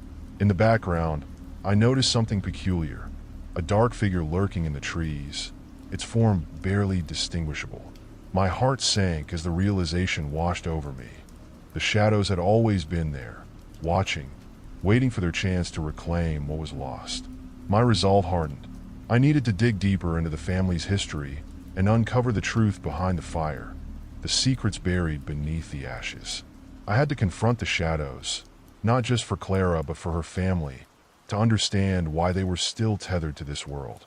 With a sense of purpose, I decided to visit the site of the fire. I would retrace their steps, unravel the connections between their tragic past and the unsettling presence I felt in my home.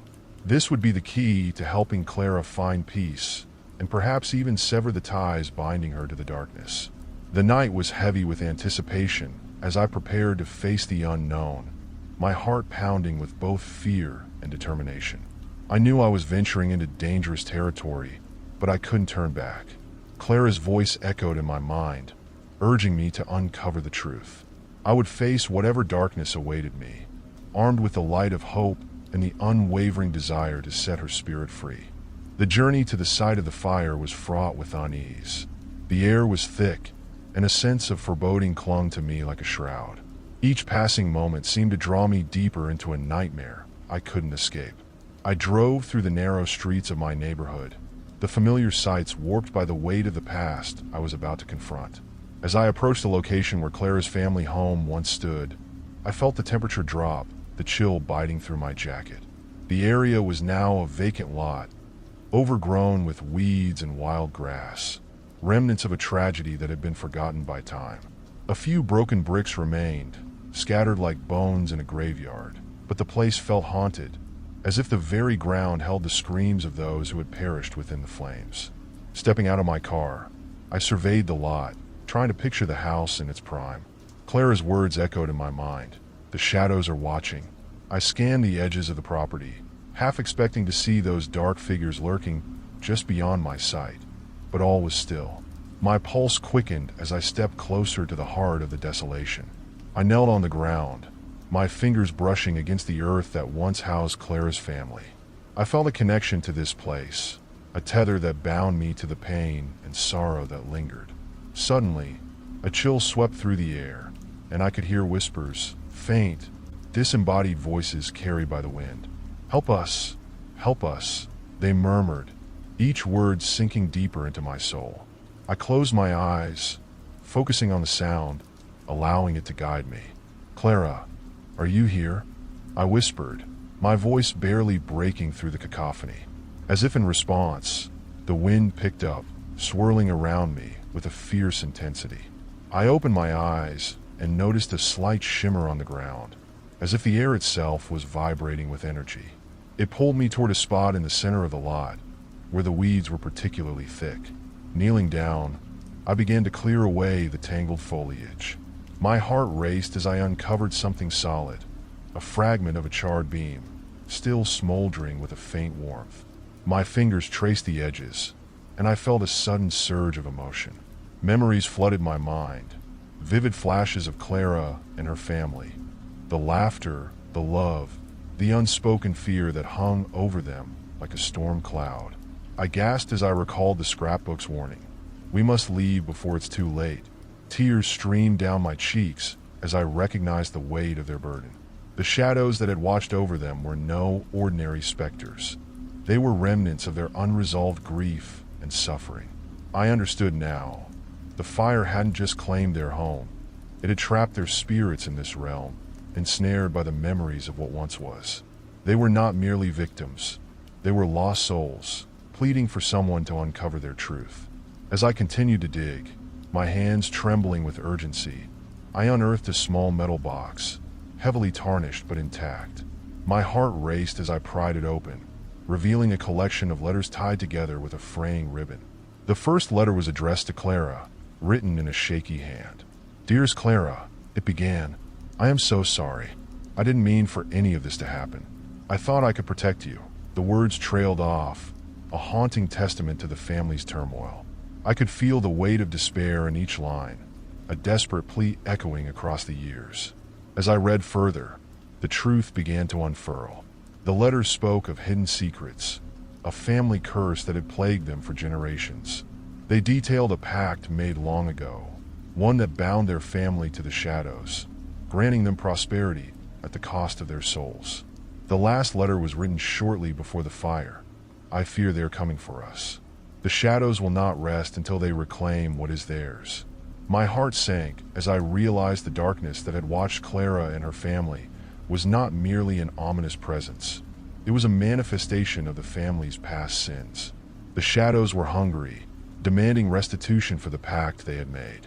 I felt Clara's presence beside me, stronger than ever, as if she was urging me to continue.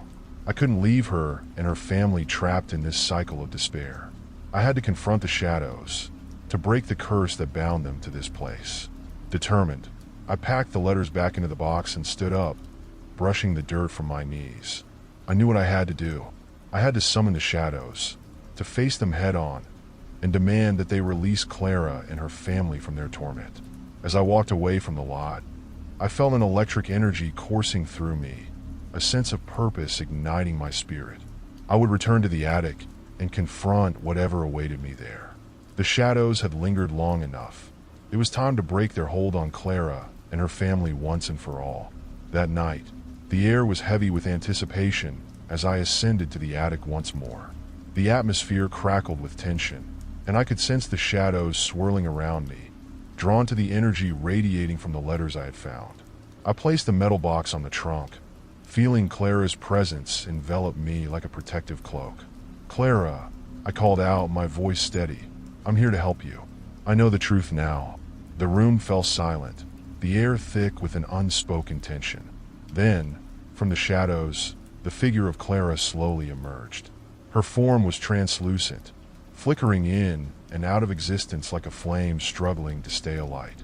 "Thank you," she whispered, her voice echoing in the stillness. "You have uncovered what was hidden. Now, we must confront them together." As the shadows shifted around us, I felt a surge of determination. "I will not let you keep them any longer," I declared, my heart pounding in my chest. "You have no power over them. I demand their release." The shadows recoiled, and I could feel their anger pulsing through the air. They swirled around us, dark tendrils reaching out as if to ensnare me. But Clara's light radiated brighter, pushing back against the encroaching darkness. "You must remember the truth," she urged, her voice rising above the chaos. "The pact was broken the moment we realized our mistake. We are free if we choose to be." With Clara's words echoing in my mind, I closed my eyes and reached deep within myself, gathering every ounce of strength I had. I refused to be afraid. I shouted, my voice echoing with a newfound power. The shadows howled, a cacophony of rage and despair, but I stood my ground. "I am here for Clara and her family. I break the chains that bind you." A brilliant light surged from the box, illuminating the entire attic, and I felt the weight of the shadows pressing against me, trying to push back. But I wouldn't yield. "You have no claim over them. They are free." As I spoke those words, I felt the darkness around me begin to dissipate, shriveling and retreating like a wounded beast.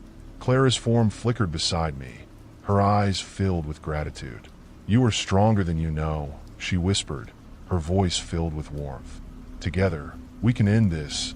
In that moment, the attic transformed. The shadows fell away, revealing a bright, warm light that engulfed us. I could feel the presence of Clara's family gathering around us, their spirits freed from the chains of the past. As the last remnants of darkness faded, I opened my eyes to find Clara standing before me, her figure solid and radiant. "Thank you," she said, her voice now clear and strong. "You have given us our freedom." With a final surge of energy, the spirits of Clara's family embraced her, their forms shimmering as they began to ascend into the light. I watched in awe, my heart swelling with a mix of joy and sadness. Clara looked back at me, her eyes glistening with unshed tears. "I will always be with you," she promised. "You have given me hope. You have broken the curse." And with that, she vanished into the light, leaving behind a lingering warmth that filled the attic. The oppressive atmosphere lifted, replaced by a sense of peace and tranquility. I stood there, breathless, the realization washing over me. I had confronted the darkness, faced the fears that had haunted Clara and her family for decades, and broken the cycle of despair that had bound them. But even as I stood in the attic, the warmth of Clara's presence fading into the distance, I knew my journey was far from over. The shadows may have been vanquished for now, but their remnants lingered in the corners of my mind. I would carry their story with me, a reminder of the darkness that lurked in the shadows, waiting for the unwary. And so, I descended the stairs, a sense of purpose guiding my steps. The attic had become a sanctuary, a place where the echoes of the past had found peace, and I was determined to honor Clara's memory. I would continue to share their story, to shed light on the darkness that had once threatened to consume them, and to remind others that hope could always be found, even in the most unlikely of places. As I descended the stairs from the attic, the weight of what I had experienced pressed heavily on my chest. Each step echoed like a heartbeat, a reminder of the connection I had forged with Clara and her family. The house felt different now, lighter, as if the very walls had exhaled a sigh of relief. The shadows that had once clung to every corner seemed to have dissipated, but the memory of their darkness lingered. I walked through the living room, now suffused with a gentle glow from the setting sun filtering through the windows. The afternoon light danced across the walls, illuminating the remnants of the life that had once filled this space. The furniture, though worn and faded, stood as a testament to the family that had called this place home. I could still feel their presence, a warmth that enveloped me like a hug. Yet, amidst the tranquility, a question gnawed at me. What would happen next? Clara's family had been freed, but what about the shadows I had felt lurking just outside the edge of my consciousness? Would they return, or had I truly severed the bond they held over this place? I decided to take a walk, hoping the fresh air would clear my mind. The neighborhood was quiet, the streets lined with trees that swayed gently in the breeze. As I wandered through the familiar paths, memories of my childhood flooded back, playing with friends, riding bikes, and the laughter that echoed through the air. But now, everything felt tinged with the knowledge of what had once lingered in the shadows. I found myself at the park near my childhood home, the swings creaking softly in the wind. I sat on a bench, watching the sun dip below the horizon, painting the sky in hues of orange and pink. It was a beautiful evening, yet a knot of unease remained in my stomach. As I gazed out at the fading light, I couldn't shake the feeling that I was being watched. It was a familiar sensation, one I had felt since the beginning of this journey. I turned slowly, scanning the park for any sign of movement. Just as I thought I was imagining things, I caught a glimpse of a figure in the distance. A woman stood under a tree, her silhouette blurred against the twilight. My heart raced. Could it be Clara? Was she still with me? Or was it just a figment of my imagination? I stood up, compelled to move closer, my curiosity outweighing my hesitation. As I approached, the figure began to dissolve into the shadows, slipping away like smoke. I felt a chill run down my spine, and the sense of being watched intensified. "Wait!" I called out, my voice breaking the stillness. "Who are you?" But there was no answer. The park fell silent, and the air grew heavy with tension. I felt a surge of determination wash over me. I couldn't let fear dictate my actions. I had faced the darkness before. I could do it again. I turned back towards the path, resolved to return home and uncover whatever mystery was still tethered to me. As I walked, the shadows around me seemed to grow denser, the air thick with anticipation. I could almost hear whispers, echoing the sentiments of the letters I had found, urging me forward. Once inside my house, I headed straight for the attic, the place where I had discovered the truth about Claire's family. The atmosphere was different now, less oppressive but still charged with energy. The metal box sat on the trunk, and I approached it with renewed purpose. As I opened the box, the letters glimmered under the soft light, beckoning me to delve deeper. I began to read through them again, hoping to uncover more secrets that could help me understand the lingering presence I had felt outside. One letter, in particular, caught my eye, the last letter addressed to Clara, which I hadn't fully comprehended in my haste. "Clara, my dearest," it read, "if you find this, know that we have made a grave mistake. The shadows are not to be trifled with. They will demand their due. I fear they're coming for us. We must find a way to break their hold before it's too late. The words sent a shiver down my spine. What if the shadows had not only haunted Clara's family, but were now seeking me out as well? The notion terrified me. I had hoped that by confronting the darkness, I would be free. But what if the shadows were merely biding their time, waiting for an opportunity to strike? Suddenly, the air grew colder, and I could see my breath fogging in front of me. I looked around, the hairs on the back of my neck standing on end. The atmosphere shifted, thickening with an unearthly presence. "Clara," I called, but my voice trembled with uncertainty.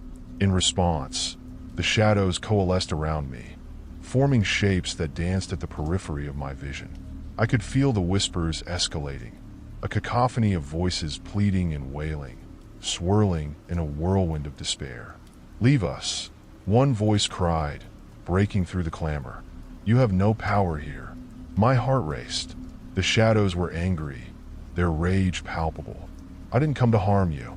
I want to help," I shouted, desperation rising in my throat.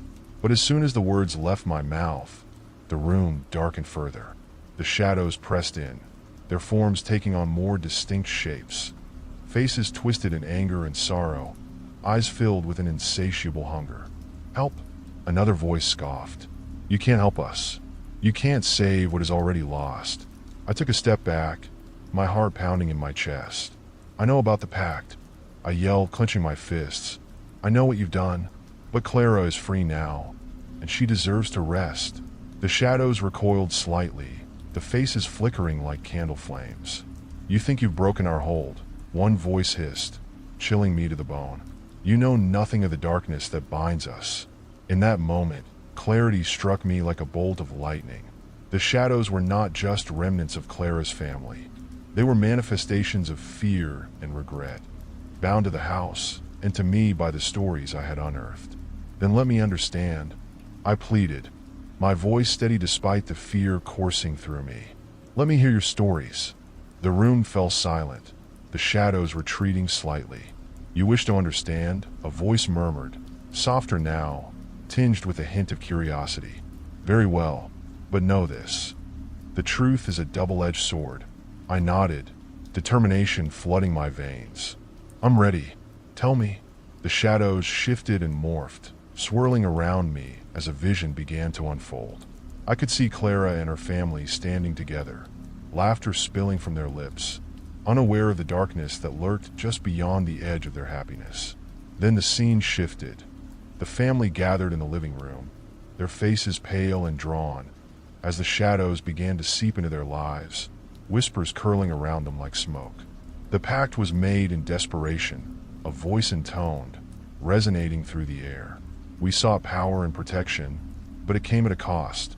Our family became bound to the shadows, our souls entwined with their hunger. Images flashed before my eyes, of betrayal, loss, and ultimately, the fire that consumed their home. I felt the weight of their despair, the regret etched into every moment. They had traded their freedom for security, and in doing so, had condemned themselves to a life of darkness. As the vision faded, the shadows drew closer, their forms softening, revealing the faces of Clara's family. "You have seen our truth," one of them whispered, sorrow evident in their voice. "But can you forgive us for our mistakes?" "Forgiveness is not mine to give," I replied, my voice firm yet compassionate. "But I can help you find peace. Together, we can break the curse you carry."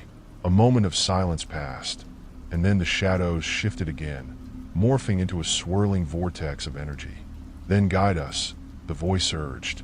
"Lead us to the light." With renewed determination, I reached out my hand, feeling the warmth of Clara's presence guiding me. "Clara, I need you with me. Together, we can show them the way." The attic was filled with a blinding light as Clara emerged from the depths of the shadows, her form solid and radiant. "You are not alone," she said, her voice echoing with strength. "We will find our way together." As we stood united, the shadows surged forward, their forms intertwining with ours, creating a tapestry of light and darkness. I could feel their stories intertwining with my own, and the pain they carried began to lift. "Let go of your fear," I urged, my heart pounding with urgency. "Let the light guide you home." The shadows hesitated for a moment, but as Clara reached out her hand, the darkness began to recede. One by one, the faces of her family appeared, their expressions shifting from anguish to hope. Together, we formed a circle, united in purpose. As we chanted the words of release, the room filled with a radiant energy that pulsed like a heartbeat.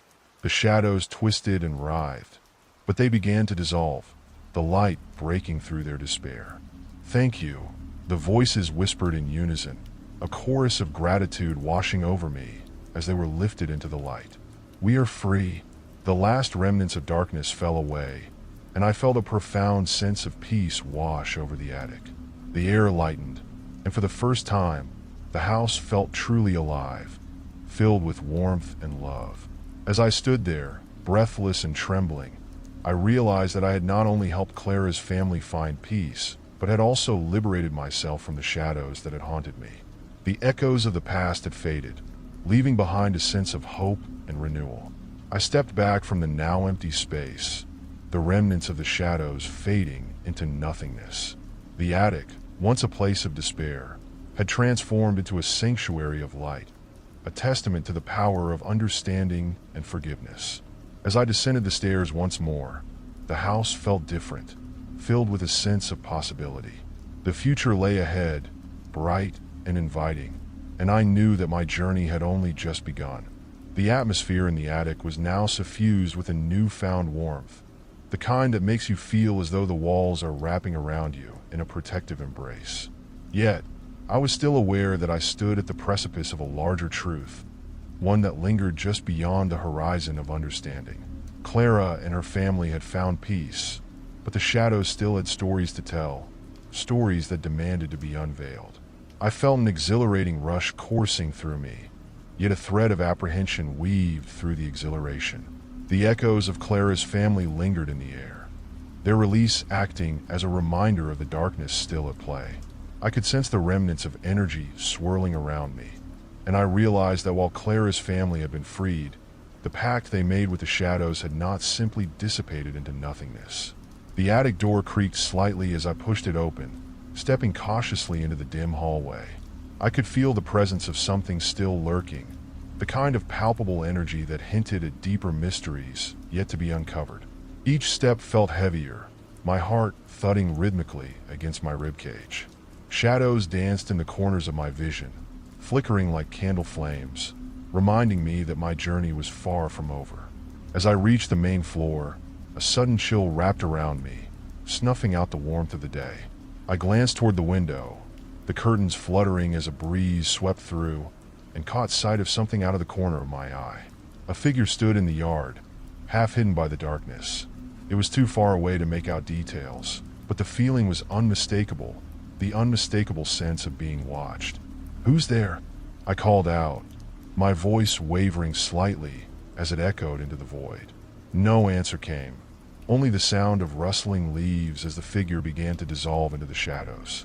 Heart racing, I rushed to the door, flinging it open and stepping into the cool night air. The moon hung high above, casting eerie shadows across the yard, illuminating the path I had just traversed in a dreamlike glow.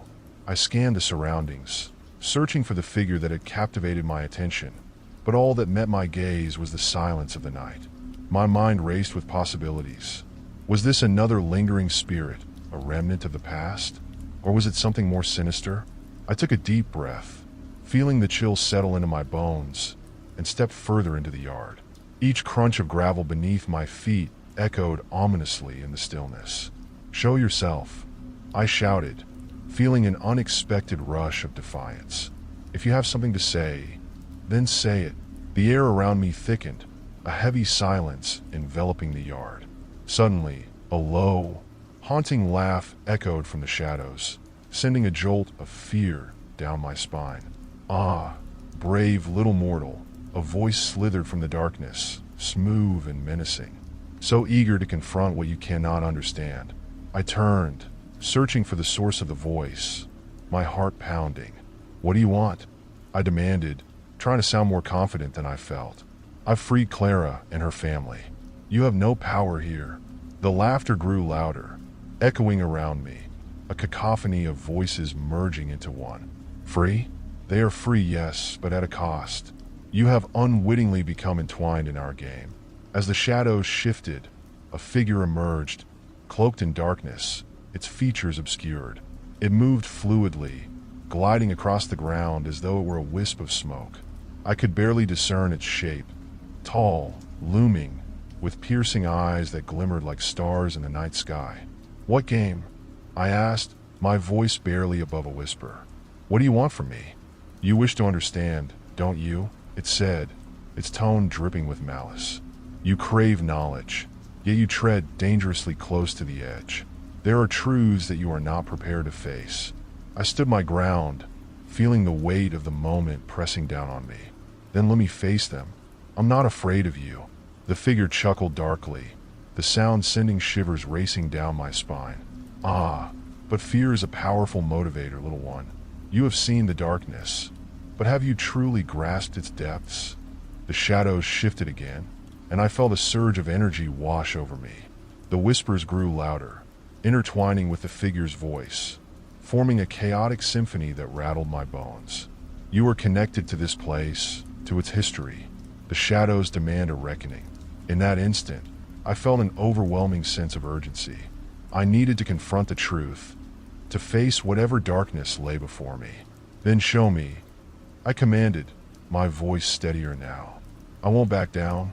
The figure paused, its eyes narrowing in contemplation. "Very well, but know this. The truth can shatter your reality." With a wave of its hand, the air shimmered, and the yard transformed before my eyes. The familiar landscape blurred, morphing into a haunting scene from the past. I found myself standing in the yard of my home, but it was different, overgrown and dark, the sky swirling with ominous clouds. Before me stood Clara's family, their faces twisted in anguish, the shadows wrapping around them like tendrils. They reached out, desperation etched into their expressions. "Help us," Clara cried, her voice filled with terror. "We're trapped." "Clara," I shouted, but my voice was swallowed by the darkness. I was powerless to intervene as the shadows clutched at her family, dragging them down into an abyss. The figure next to me grinned, reveling in my horror. "You see, they made their choice, and now they must pay the price. You cannot save them."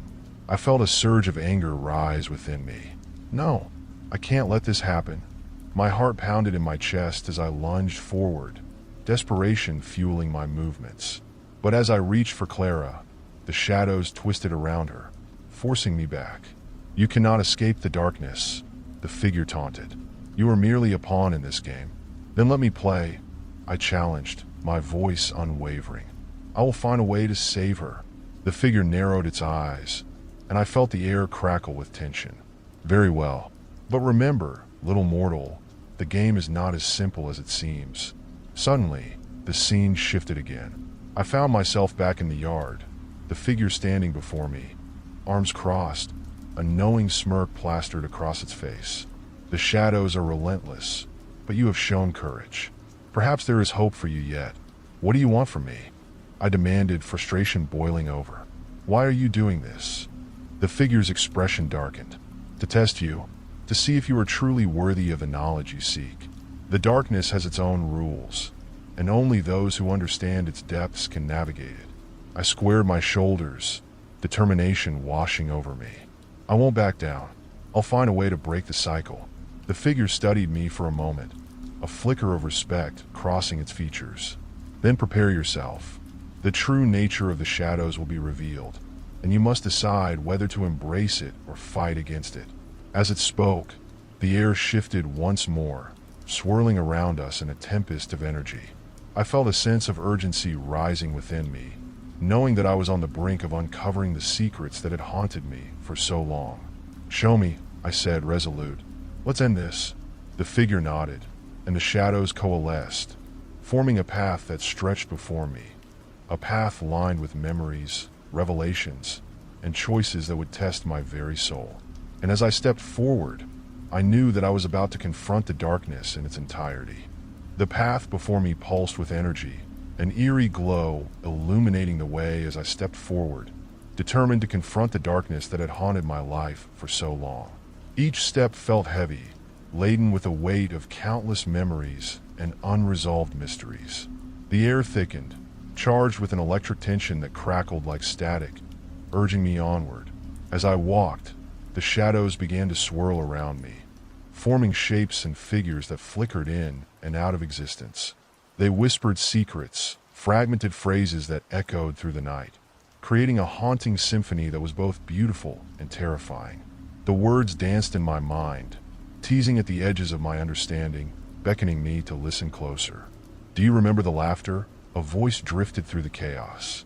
Do you remember the joy before the shadows came? I halted, my heart pounding. The voice was familiar, a soft echo of childhood memories that flooded my mind. It was Clara's voice, tinged with sadness yet filled with a yearning that reached deep into my soul. "Clara," I called out, desperation lacing my tone. "Is that you?"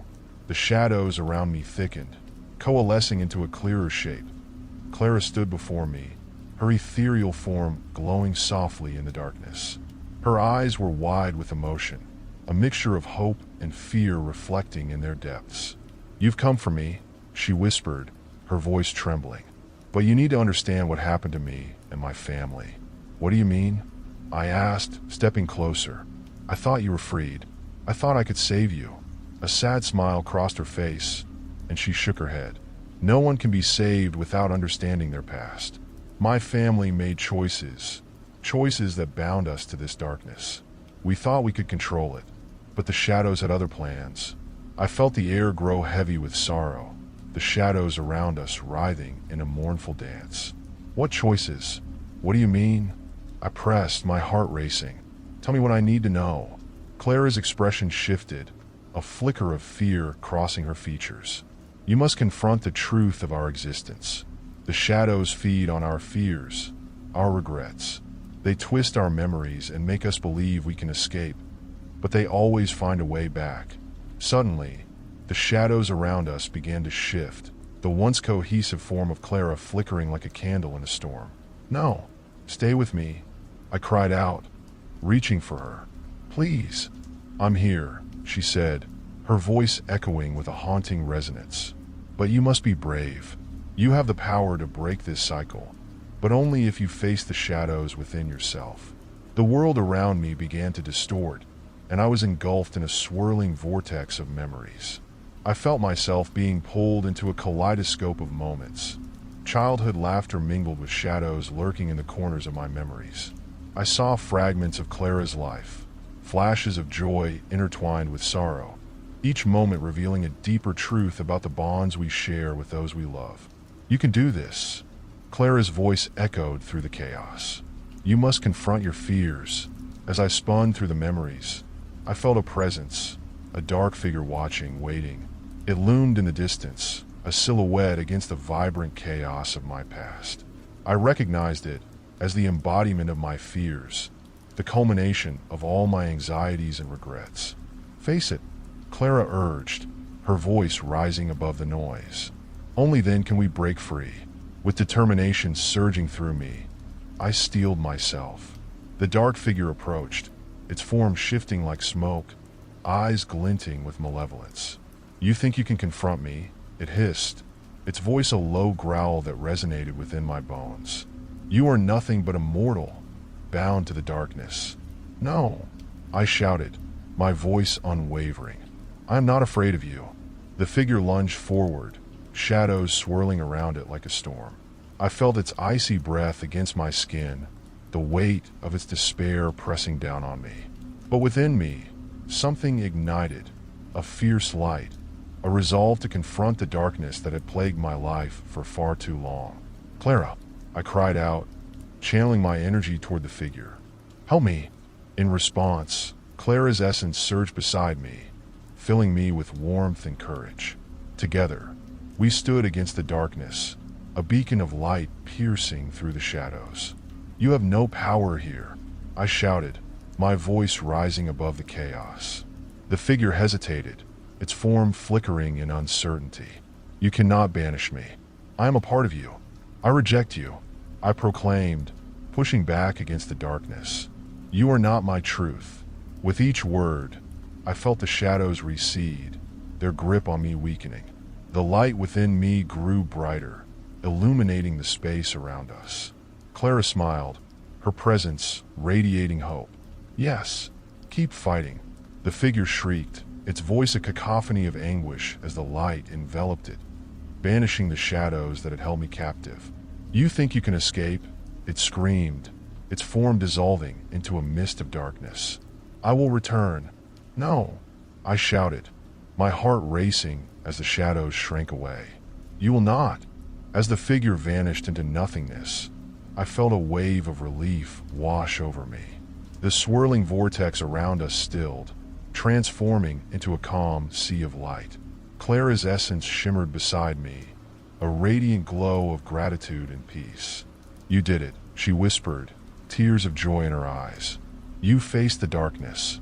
"Together," I replied, knowing that our bond had transcended the shadows. "You were with me the whole time."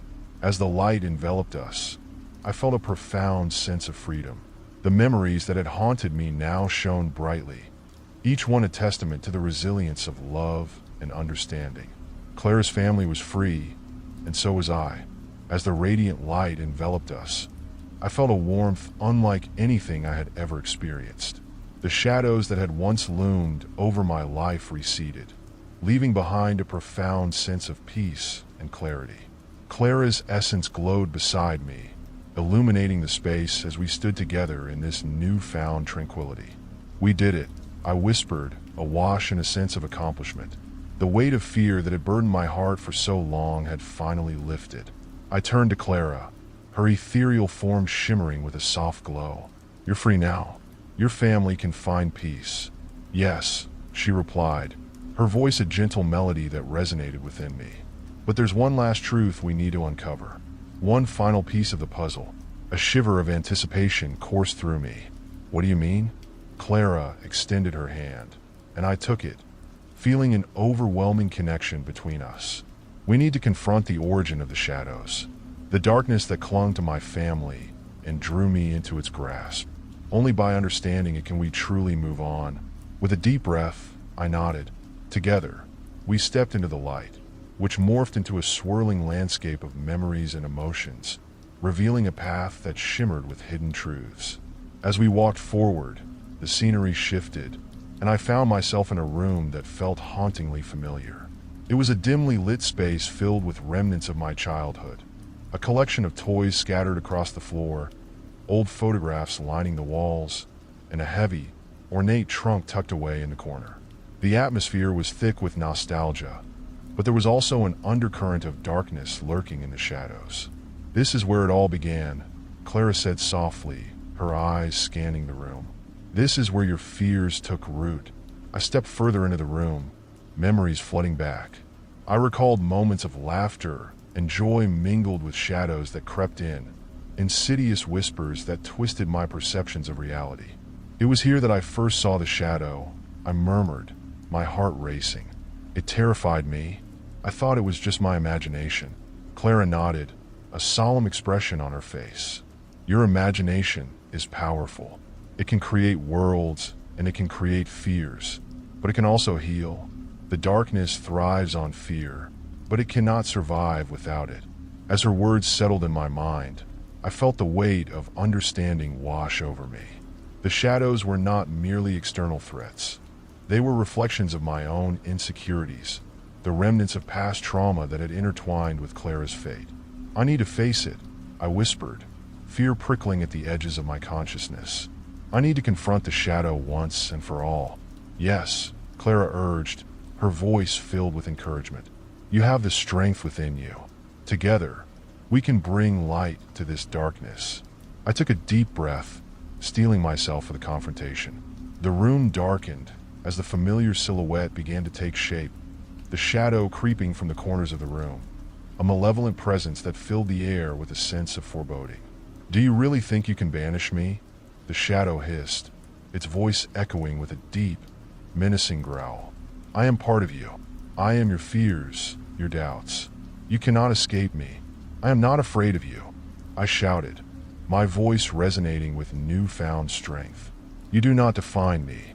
The shadow lunged forward, its form shifting like a dark tide. But I stood my ground, fueled by the love and connection I felt with Clara.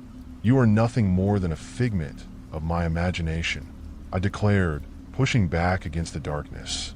You cannot control me any longer. The shadow hesitated, its form flickering in uncertainty. You cannot face the truth. You are weak, it spat, trying to pierce my resolve. No, I replied, my heart racing with determination. I am strong. I have faced my fears, and I will not let you dictate my life any longer. With each word, I felt the light within me grow stronger, illuminating the space around us.